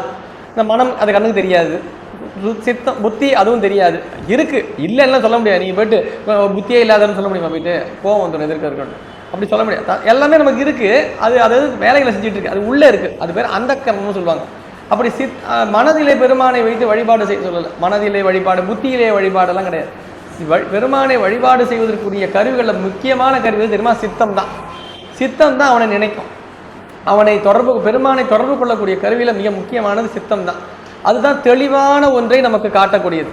அதுதான் அப்பர் ஞானசம்பந்தர் சித்தம் தெளிவீர்காள்னுவர். தெளிந்த சிந்தை உடையவர்கள் அவர் தான் பெருமானை வழிபாடு செய்யக்கூடியவர்கள். அவனை வழிபாடு செய்வதற்குரிய மிக முக்கியமான கருவி எது? சித்தம் தான். அதுதான் ஆன்மாவுக்கு முத்தி நெருங்கும் போது நிறைவாக கூட இருக்கிறது. எதுன்னா அடுத்தது முத்தி தான் இருக்குது. தத்துவங்களில் கடைசியாக நீங்கிற தத்துவம் எதுனா சித்தம் தான். நீங்கள் சித்தமலம் அறிவித்து சிவமாக்கி இணையாண்டன்னு மணிவன் அதுதான் நிறைவாக இருக்கும். அதுதான் நீங்கள் அது விட்டு அது வரைக்கும் கூடவே பயணிக்கும். அது தெளிவை தர வரைக்கும், தெளிவை தந்த பிறகு அதோட வேலை முடிஞ்சு போச்சு, அவ்வளோதான். அது சித்தத்துக்கு பயன் கிடையாது.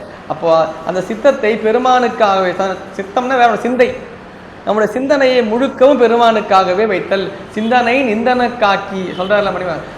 அந்த சிந்தனை தான் அவனை நமக்கு முழுமையாக நம்முடைய கவனம் முழுக்கும் அவன் மீது கொள்ள வைப்பது. இது சிந்தனை தான். மனம் கொள்ள வைக்காது. மனம் என்ன பண்ணும்னா, இதில் மனம், புத்தி, அகங்காரம், சித்தம் 4 சொல்கிறோமே.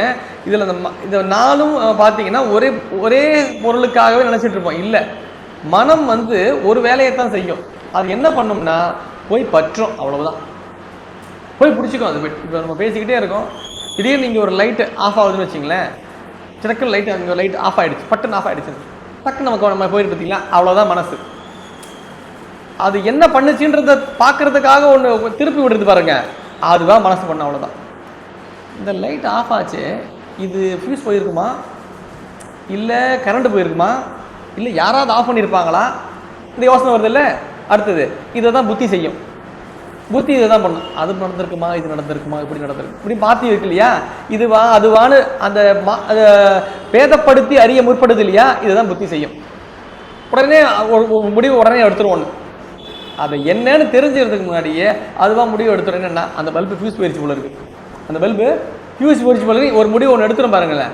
போயிட்டு என்ன பண்ணோம், அது ஃபியூஸ் போயிடுச்சு போல இருக்குது, அந்த பல்பு எடுத்துலாம் இப்போ எடுக்க போனால் என்ன ஆகும், பட்டுன்னு சாக்கு அடிக்கும். அவனுக்கு அடிச்ச உடனே என்ன, ஓ கரண்ட்டு போயிருந்ததா, நாம் ஃபியூஸ் போயிடுச்சுன்னு நினச்சிட்டோம். இந்த ஃபியூஸ் போயிடுச்சுன்னு நினச்சி தப்பான முடிவு எடுத்து பார்த்தீங்களா, அது அகங்காரம்.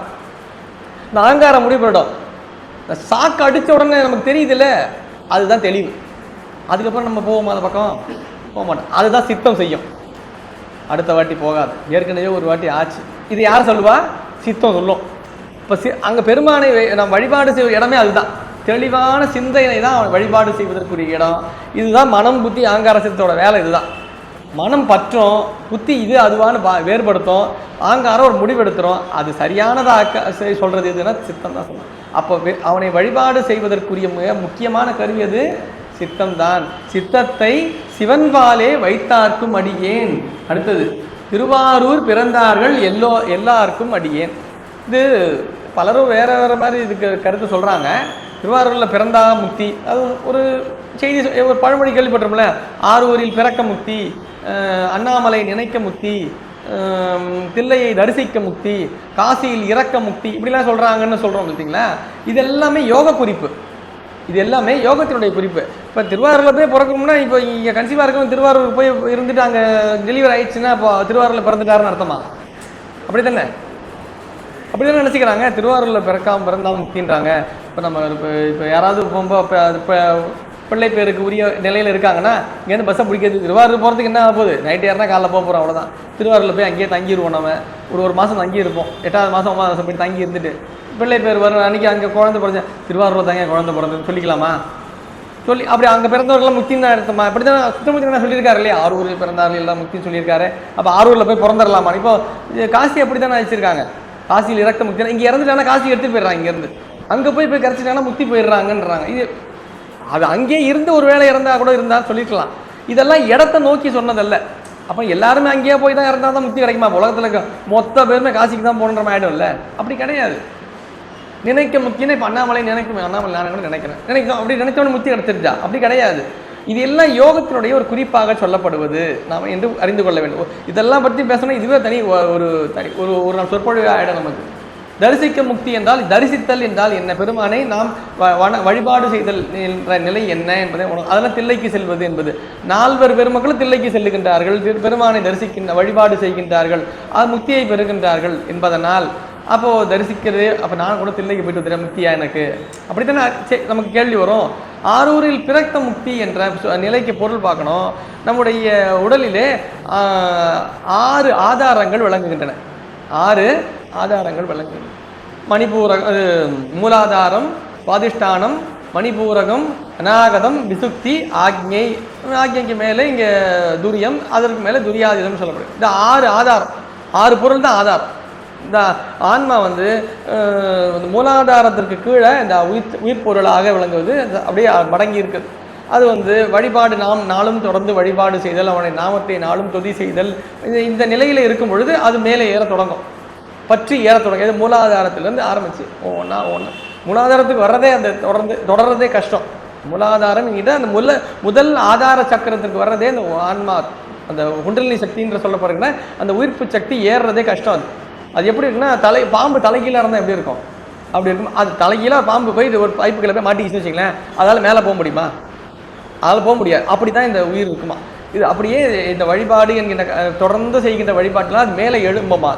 அது மூலாதாரத்துக்கு வந்து விட்டால் அதற்கு பிறகு ஒவ்வொரு ஆதாரமாக அதனுடைய வினை பயனை கொண்டு அப்படியே மேலே ஏறி வந்துடும். எப்படி முக்திக்கு போயிடும் எப்படியும். அதில் மூலாதாரத்தை தொடர்றது தான் முதல்ல கஷ்டம். மூலாதாரத்திற்குரிய கடவுளாக சொல்லப்படுவது விநாயக பெருமான். இந்த மூலாதாரத்திற்குரிய தலமாக சொல்லப்படுவது, இந்த ஒவ்வொரு ஆதாரத்திற்கும் ஒரு இறைவனை வச்சிருப்பாங்க நமக்கு. அப்படி மூலாதாரத்திற்கு விநாயகர் பெருமான், அதான் மூலாதாரத்து 3 எடுங்கணலைன்னு அவ்வை பிராட்டி சொல்லியிருப்பாங்க. மூலாதாரத்து அதில் தான் மூலாதாரத்தில் தான் விநாயகர் பெருமான முதற்கடவுளாக சொல்கிறது. முதற்கடவுள் மூலக்கடவுள்னு சொல்றது காரணம் என்னன்னா, அதுதான் மூலாதாரம், அங்கேருந்து ஆரம்பிக்கும் வழிபாடு. அதனால முதல் நிலையில விளங்குவதனால் விநாயகரை வழிபாடு செய்து மற்ற எல்லா வழிபாடும் தொடங்க வேண்டும்ன்றதை பிற்காலத்தில் வச்சாங்க. அப்போ அந்த மூலாதாரத்திற்குரிய தலமாக விளங்குவது ஆரூர். அப்படி இந்த நெற்றி புருவ நடுவுலையா இதற்குரிய தலமாக விளங்குவது தில்லை. இது ஒவ்வொன்றும் ஒரு தலமாக வச்சிருக்காங்க. அப்படி சொல்லும் பொழுது மூலாதாரம் என்பது ஆரூர் என்கிற தலத்திற்குரியது. இப்போ ஆரூர் என்ற தலத்துக்குரியதனால் இந்த மூலாதாரத்திற்கு இந்த குண்டலினி சக்தி என்று சொல்லப்பட்ட உயிர்ப்பு சக்தி தொடங்கிவிட்டால் மூலாதாரத்திலே அது முத்திக்கு கண்டிப்பாக சென்றுவிடும் என்கின்ற காரணத்தினால் திருவாரூர் பிறந்தார்கள் எல்லாருக்கும் அடியேன்னு சொன்னார். மூலாதாரத்தில் வெந்துருச்சுன்னா அப்படியே அதுக்கப்புறம் திருப்பிலாம் கீழெல்லாம் போகாது, அது ஆக்டிவேட் ஆயிடுச்சுன்னு அர்த்தம். அதோட பணியை தொடங்கி விட்டதுன்னு அர்த்தம். அதுக்கு வர்றதுக்கு தான் கஷ்டம், மூலாதாரத்துக்கு வர்றதுக்கு தான் அதை கொண்டு வரதுக்கு. அதுக்கு வந்துட்டு இருந்ததுன்னா அது அடுத்து யாராவது துணையாக குருநாதர் துணையாக விளங்குவார், அருளாளர்கள் துணையாக விளங்குவார்கள், பெருமான் துணையாக விளங்குவான். அப்படியே அடுத்தடுத்த ஆதார சக்கரங்களைய பற்றி அது ஆக்ஞை என்று அந்த நிலையை தாண்டி துரியம் அப்படியே ஒவ்வொரு நிலையாக போயிடும். முதல்ல அது எங்கே வரணும்? ஆரூருக்கு வரும். ஆரூர்னு அப்போ இதுக்கு வந்துட்டாலே இதுக்கப்புறம் அது மேலே போய்விடும். அப்படின்ற காரணத்தினால தான் திருவாரூர் பிறந்தார்கள் எல்லாருக்கும் அடி. ஆரூரில் பிறக்க முக்தின்னு அதில் தான் சொன்னார். அப்படி அந்த முத்தி பெற்றுக்குரிய நிலையை பெற்றவர்கள் எல்லோருக்குமே தான் அடியேன் என்பதை குறிப்பாக ஆரூரில் பிறந்தார்கள் என்று சுந்தரமூர்த்தியினார் குறிப்பிட்டிருப்பார். அதுதான் ஏன்னா சுந்தரமூர்த்தியினார் யோக நிலையிலே விளங்கினார்னு நம்ம சமயம் சொல்லுது. ஞான சம்பந்தர் கிரியை, அப்பர் பெருமான் சரியை, சுந்தரமூர்த்தியினார் யோகம், யோக நெறியை, மணிவாசக பெருமான் ஞான நெறியை நமக்கு காட்டுவதற்காக வாழ்ந்து காட்டினார்கள் என்பதுதான் நம்ம வரலாறு சொல்லுது. அப்புறம் இந்த யோகத்தை பிரிப்பதாகத்தான் திருவாரூர் பிறந்தார்கள் எல்லாருக்கும் அடியேன்னு விளங்கியிருக்குமே தவிர திருவாரூர் தலத்தை குறிப்பாக அமைந்திருக்கார். தலத்தை நோக்கினா அவர் திருவாரூர்ல பிறந்தாரா? இல்லை, ஆரூர் பெருமான் மீது மிகுந்த பற்று கொண்டவர், அதுல எந்த குறைபாடும் இல்லை. இருந்தாலும் இதை சொன்ன பல்வேறு இடங்கள்ல இது மேலே சுந்தரமூர்த்தி யோக குறிப்பான செய்திகளை தான் குறிப்பிடுகின்றார். அது அப்படிதான் இங்கேயும் குறிப்பிட்டிருக்கின்றான சொல்லி முப்போதும் திருமேனி தீண்டுவார்க்கடியேன். எப்பொழுது பெருமானுடைய வழிபாடுகளை செய்கின்ற சிவாச்சாரிய பெருமக்கள் இருக்காங்களே, அவனை நாளும் தீண்டி வழிபாடு செய்கின்ற பெருமக்கள் அவர்களுக்கும் அடியேன், முழுநீர் பூசிய முனிவர்க்கும் அடியேன், எப்பொழுதுமே திருநீரை அணிந்து கொண்டிருக்கின்ற அடியார் பெருமக்கள் அவர்களுக்கும் அடியேன். இப்படி சொல்லுகின்ற அடியார் இந்த எத்தனை சொல்லியிருக்காரு இது வரைக்கும் ஒரு 6 பேர் சொல்லிட்டார். மரமனையே பாடுவார் அடியாருக்கும் அடியேன், பத்தராய் பணிவார்கள் எல்லாருக்கும் அடியேன், சித்தத்தை சென்பாலை வைத்தாருக்கும் அடியேன், திருவாரூர் பிறந்தார்கள் எல்லாருக்கும் அடியேன், முப்போதும் திருமேனி தீண்டுவார்க்கு அடியேன், முழுநீர் பூசிய முனிவர் இப்படி 6 பேரை சொல்லிட்டார். இந்த 6 பேரை தாண்டி இது இல்லாமல் ஏற்கனவே வேற பொய்யடிமை இல்லாத புலவர்னு ஒரு தொகை கூட்டத்தை சொல்லிட்டார். அதற்கு முன்பாக தில்லைவாழ் அந்தணர்னு சொல்லிட்டார்.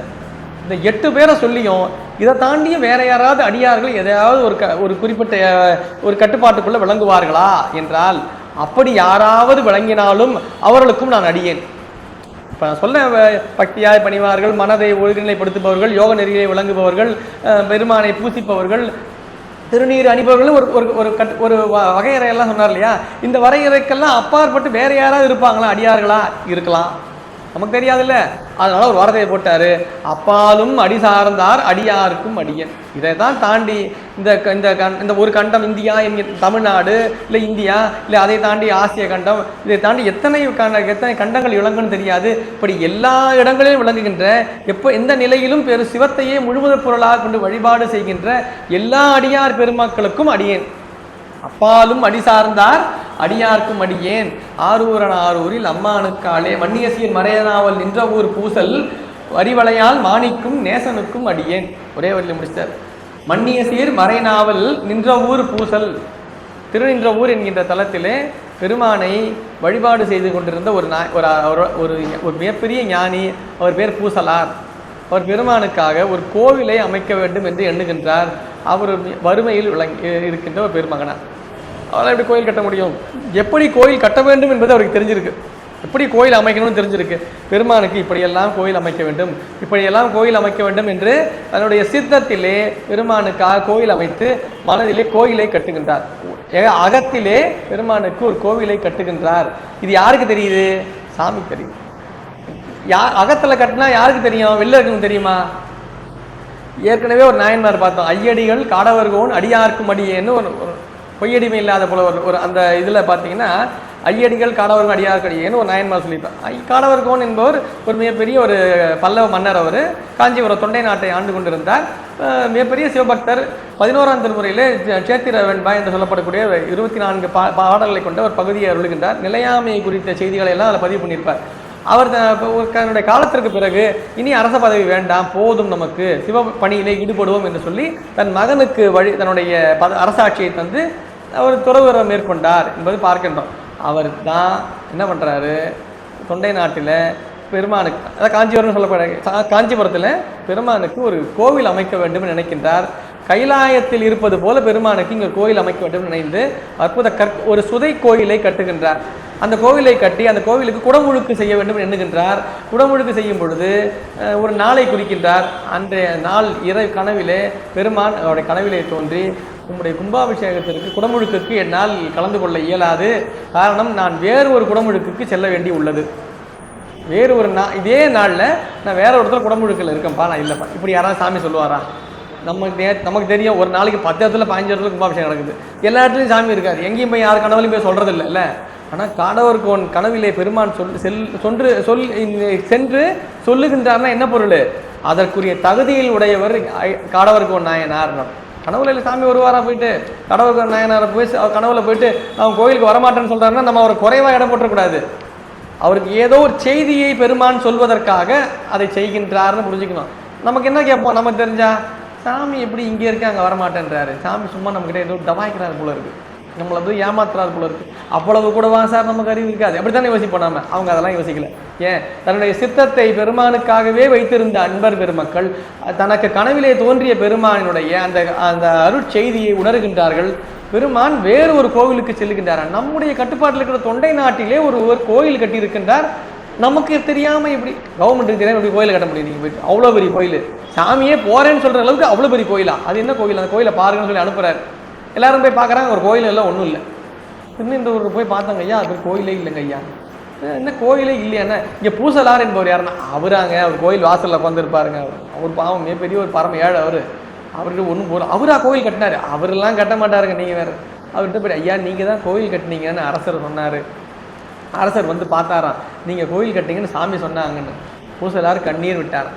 நான் மனதிலே பெருமானுக்காக கோவில் கட்டி அந்த கட்டிய கோவிலில் ஒரு நாள் குடமுழுக்கு செய்ய வேண்டும் என்று எண்ணி இருந்தேன். பெருமான் அதை வெளிப்படுத்தினான்.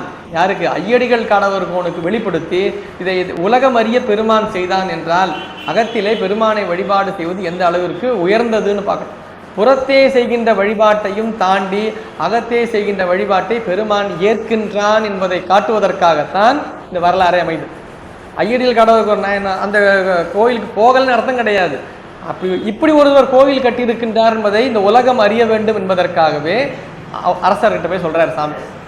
இப்போ பூசலாருன்னா யாரும் தெரியும். திருநின்ற ஊரிலே மனதால் பெருமானுக்காக மறவாமை என்ற நிலையிலே பெருமானுக்காக கோவில் அமைத்தார்.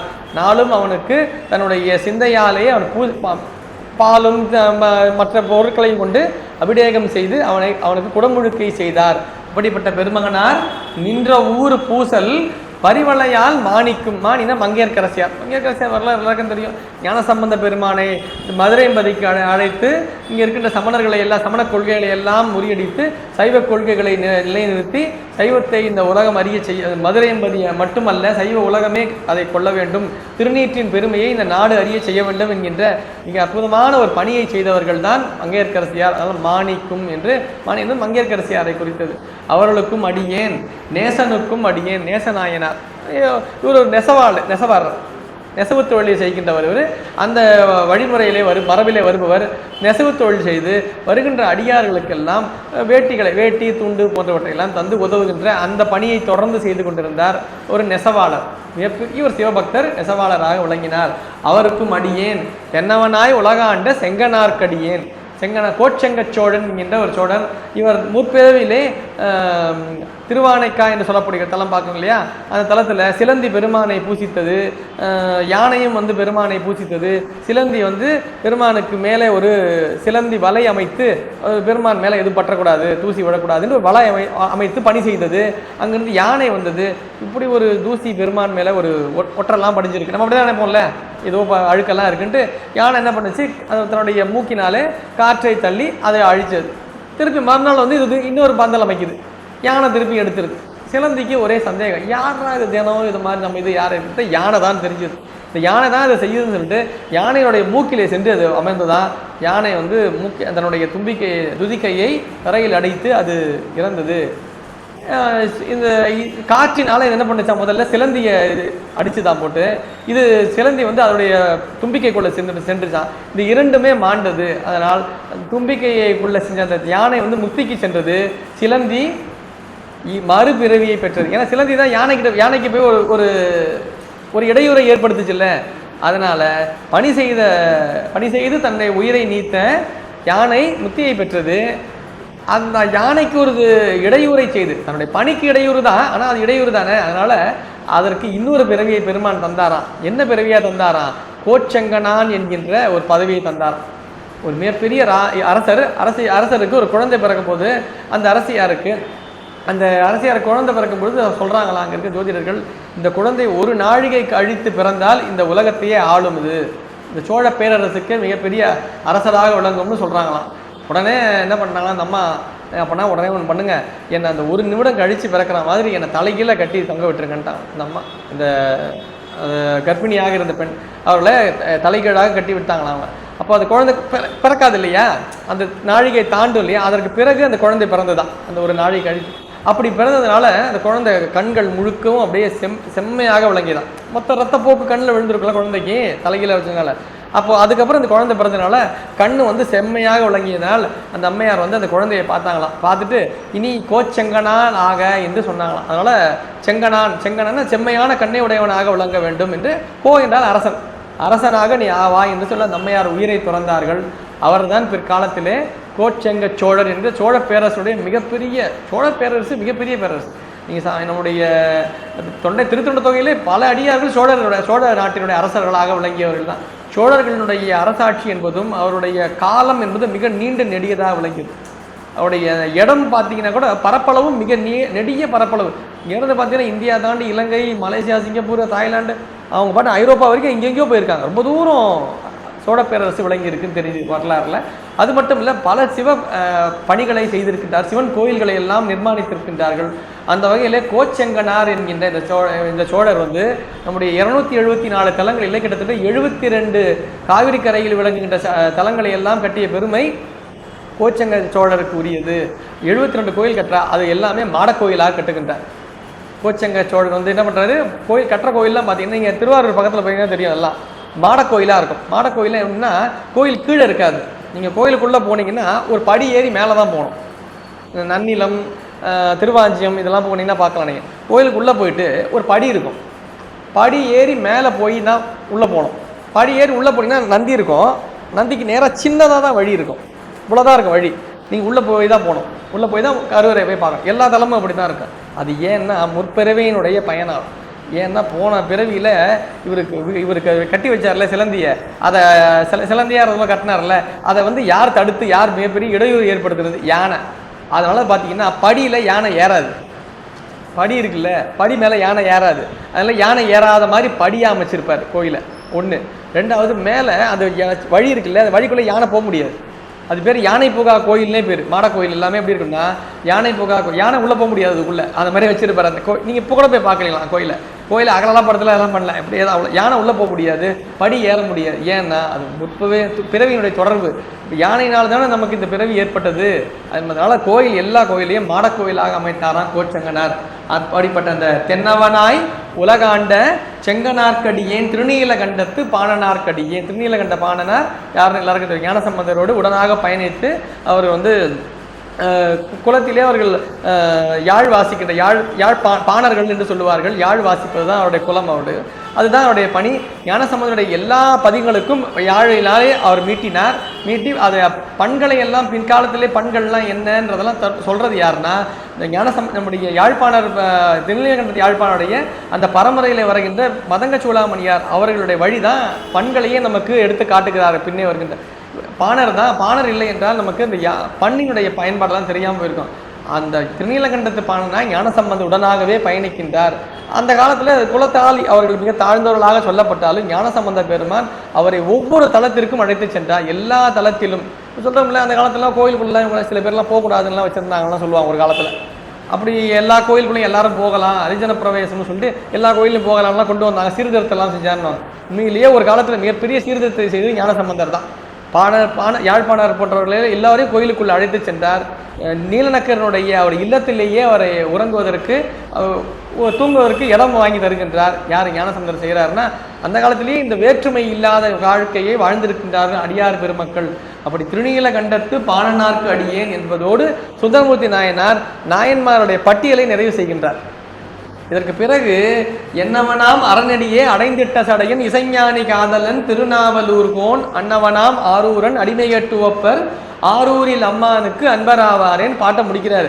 யார்னா இந்த பதியத்தை அருளி செய்வது வருகின்ற அரூரன் என்கின்ற நான் யார் என்றால் சடையனார் என்பவருக்கும் இசைஞானியார் என்பவருக்கும் மகனாக பிறந்த ஆரூரன்னு தன்னை பதிவு பண்றார். அவங்க அப்பாவையும் அவங்க அம்மாவையும் தன்னையும் ஒரு நாயன்மாரெல்லாம் சொல்லலை. பதிகத்தை அருளி செய்யும் போது என்ன சொல்லுவாங்க? எப்போவுமே இவருடைய மகனார் இல்லை இந்த தலத்தை சேர்ந்தவர்னு சொல்லுவாங்க இல்லையா? அப்படி சுந்தரமூர்த்தி நாயனார் யார், தன்னுடைய தந்தை யார், இந்த பதிகத்தை அருளி செய்யும் பொழுது இதில் ஒரு சான்று ஒன்று தெரியுது. என்னன்னா இந்த பதிகத்தை சுந்தரமூர்த்தி நாயனார் அருளி செய்யும் பொழுது அவர் தந்தை யார் நில உலகில் இல்லை, நில உலக வாழ்க்கையை நீத்திருந்தார். என்னவனாம் அறநடியே அடைந்திட்ட சடையன். சடையனார் என்ற தந்தையார் பெருமான் திருவடியை அடைந்து விட்டார். அப்பா அவங்க தந்தையார் இல்லை, தந்தையார் பெருமான் திருவடியை அடைந்து விட்டார். அவருக்கும் இசைஞானி காதலன், இசைஞானி என்றால் அதனுடைய தாயார், அவருக்கும் நான் மகனாக பிறந்த தான் காதலன் திருநாவலூர்கோன். இசைஞானியோட காதலன்னா தன்னை சொல்லிக்கிறார். அம்மாவுக்கு பையன் அன்புடையவராக வழங்குவார் இல்லையா? தந்தையாருக்கும் தாயாருக்கும் மகனாக பிறந்த திருநாவலூர்கோன் அன்னவனாம் ஆரூரன் அடிமை கேட்டு ஓப்பர்.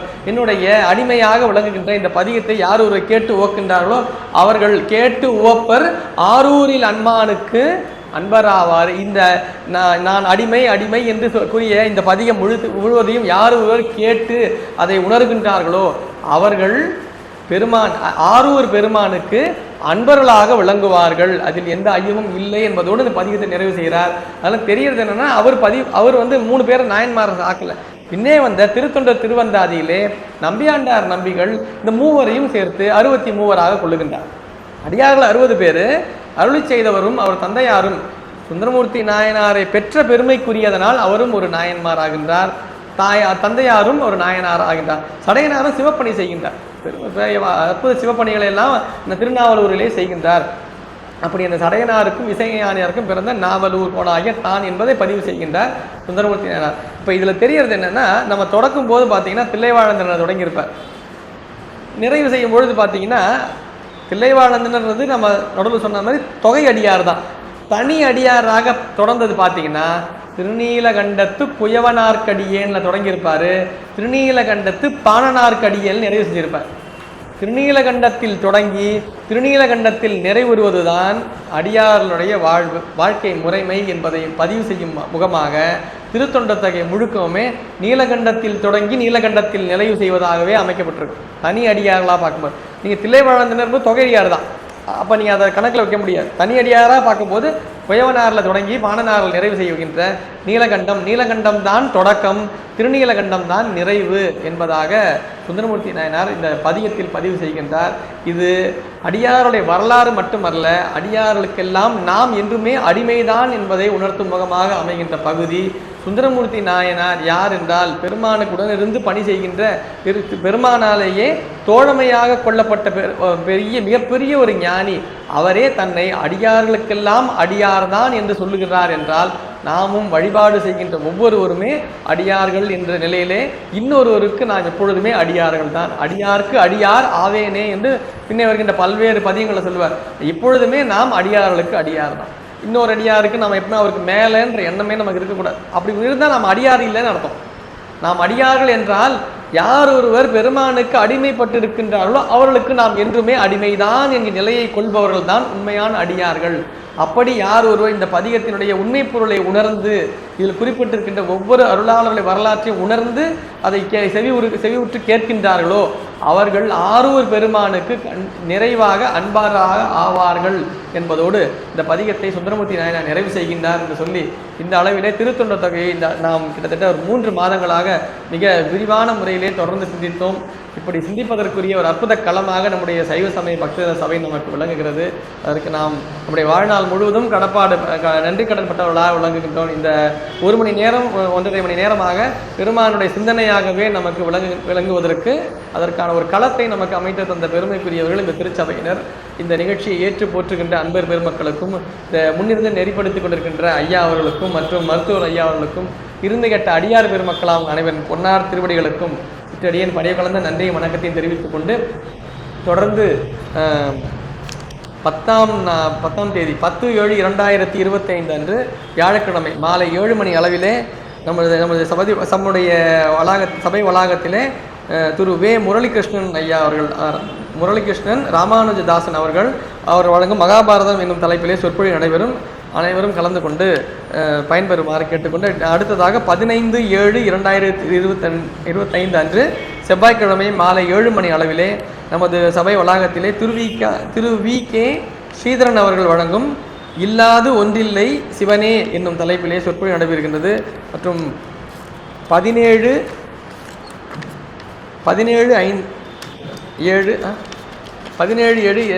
வியாழக்கிழமை அன்று மாலை 7 மணி அளவிலே திருநங்கை முனைவர் உமையாள் பிரேமாவதி அவர்களால் முருகன் ஆட்கொண்ட அருளாளர்கள் என்ற தலைப்பிலே முருகன் அடியாருடைய பெருமைகளை எல்லாம் சொல்லுகின்ற ஒரு அற்புதமான நிகழ்வு நடைபெற இருக்கின்றது. மேலும் இது போன்ற பல்வேறு நிகழ்வுகள் நம்முடைய திருச்சபையிலே தொடர்ந்து நடைபெற்றுக் கொண்டிருக்கின்றன. அன்பர் பெருமக்கள் தொடர்ந்து கலந்து கொண்டு ஆதரவு அளிக்குமாறு திருவடி பணிந்து கேட்டுக்கொண்டு வாய்ப்பளித்த திருவருளுக்கும் குருவர்களுக்கும் நன்றி பாராட்டி இத்தோடு இளையனுடைய உரையை நிறைவு செய்கின்றேன். நன்றி, வணக்கம். திருச்சிற்றம்பலம். காவாய் கனகத்திரளே போற்றி, கைலை மலையானே போற்றி போற்றி. திருச்சிற்றம்பலம்.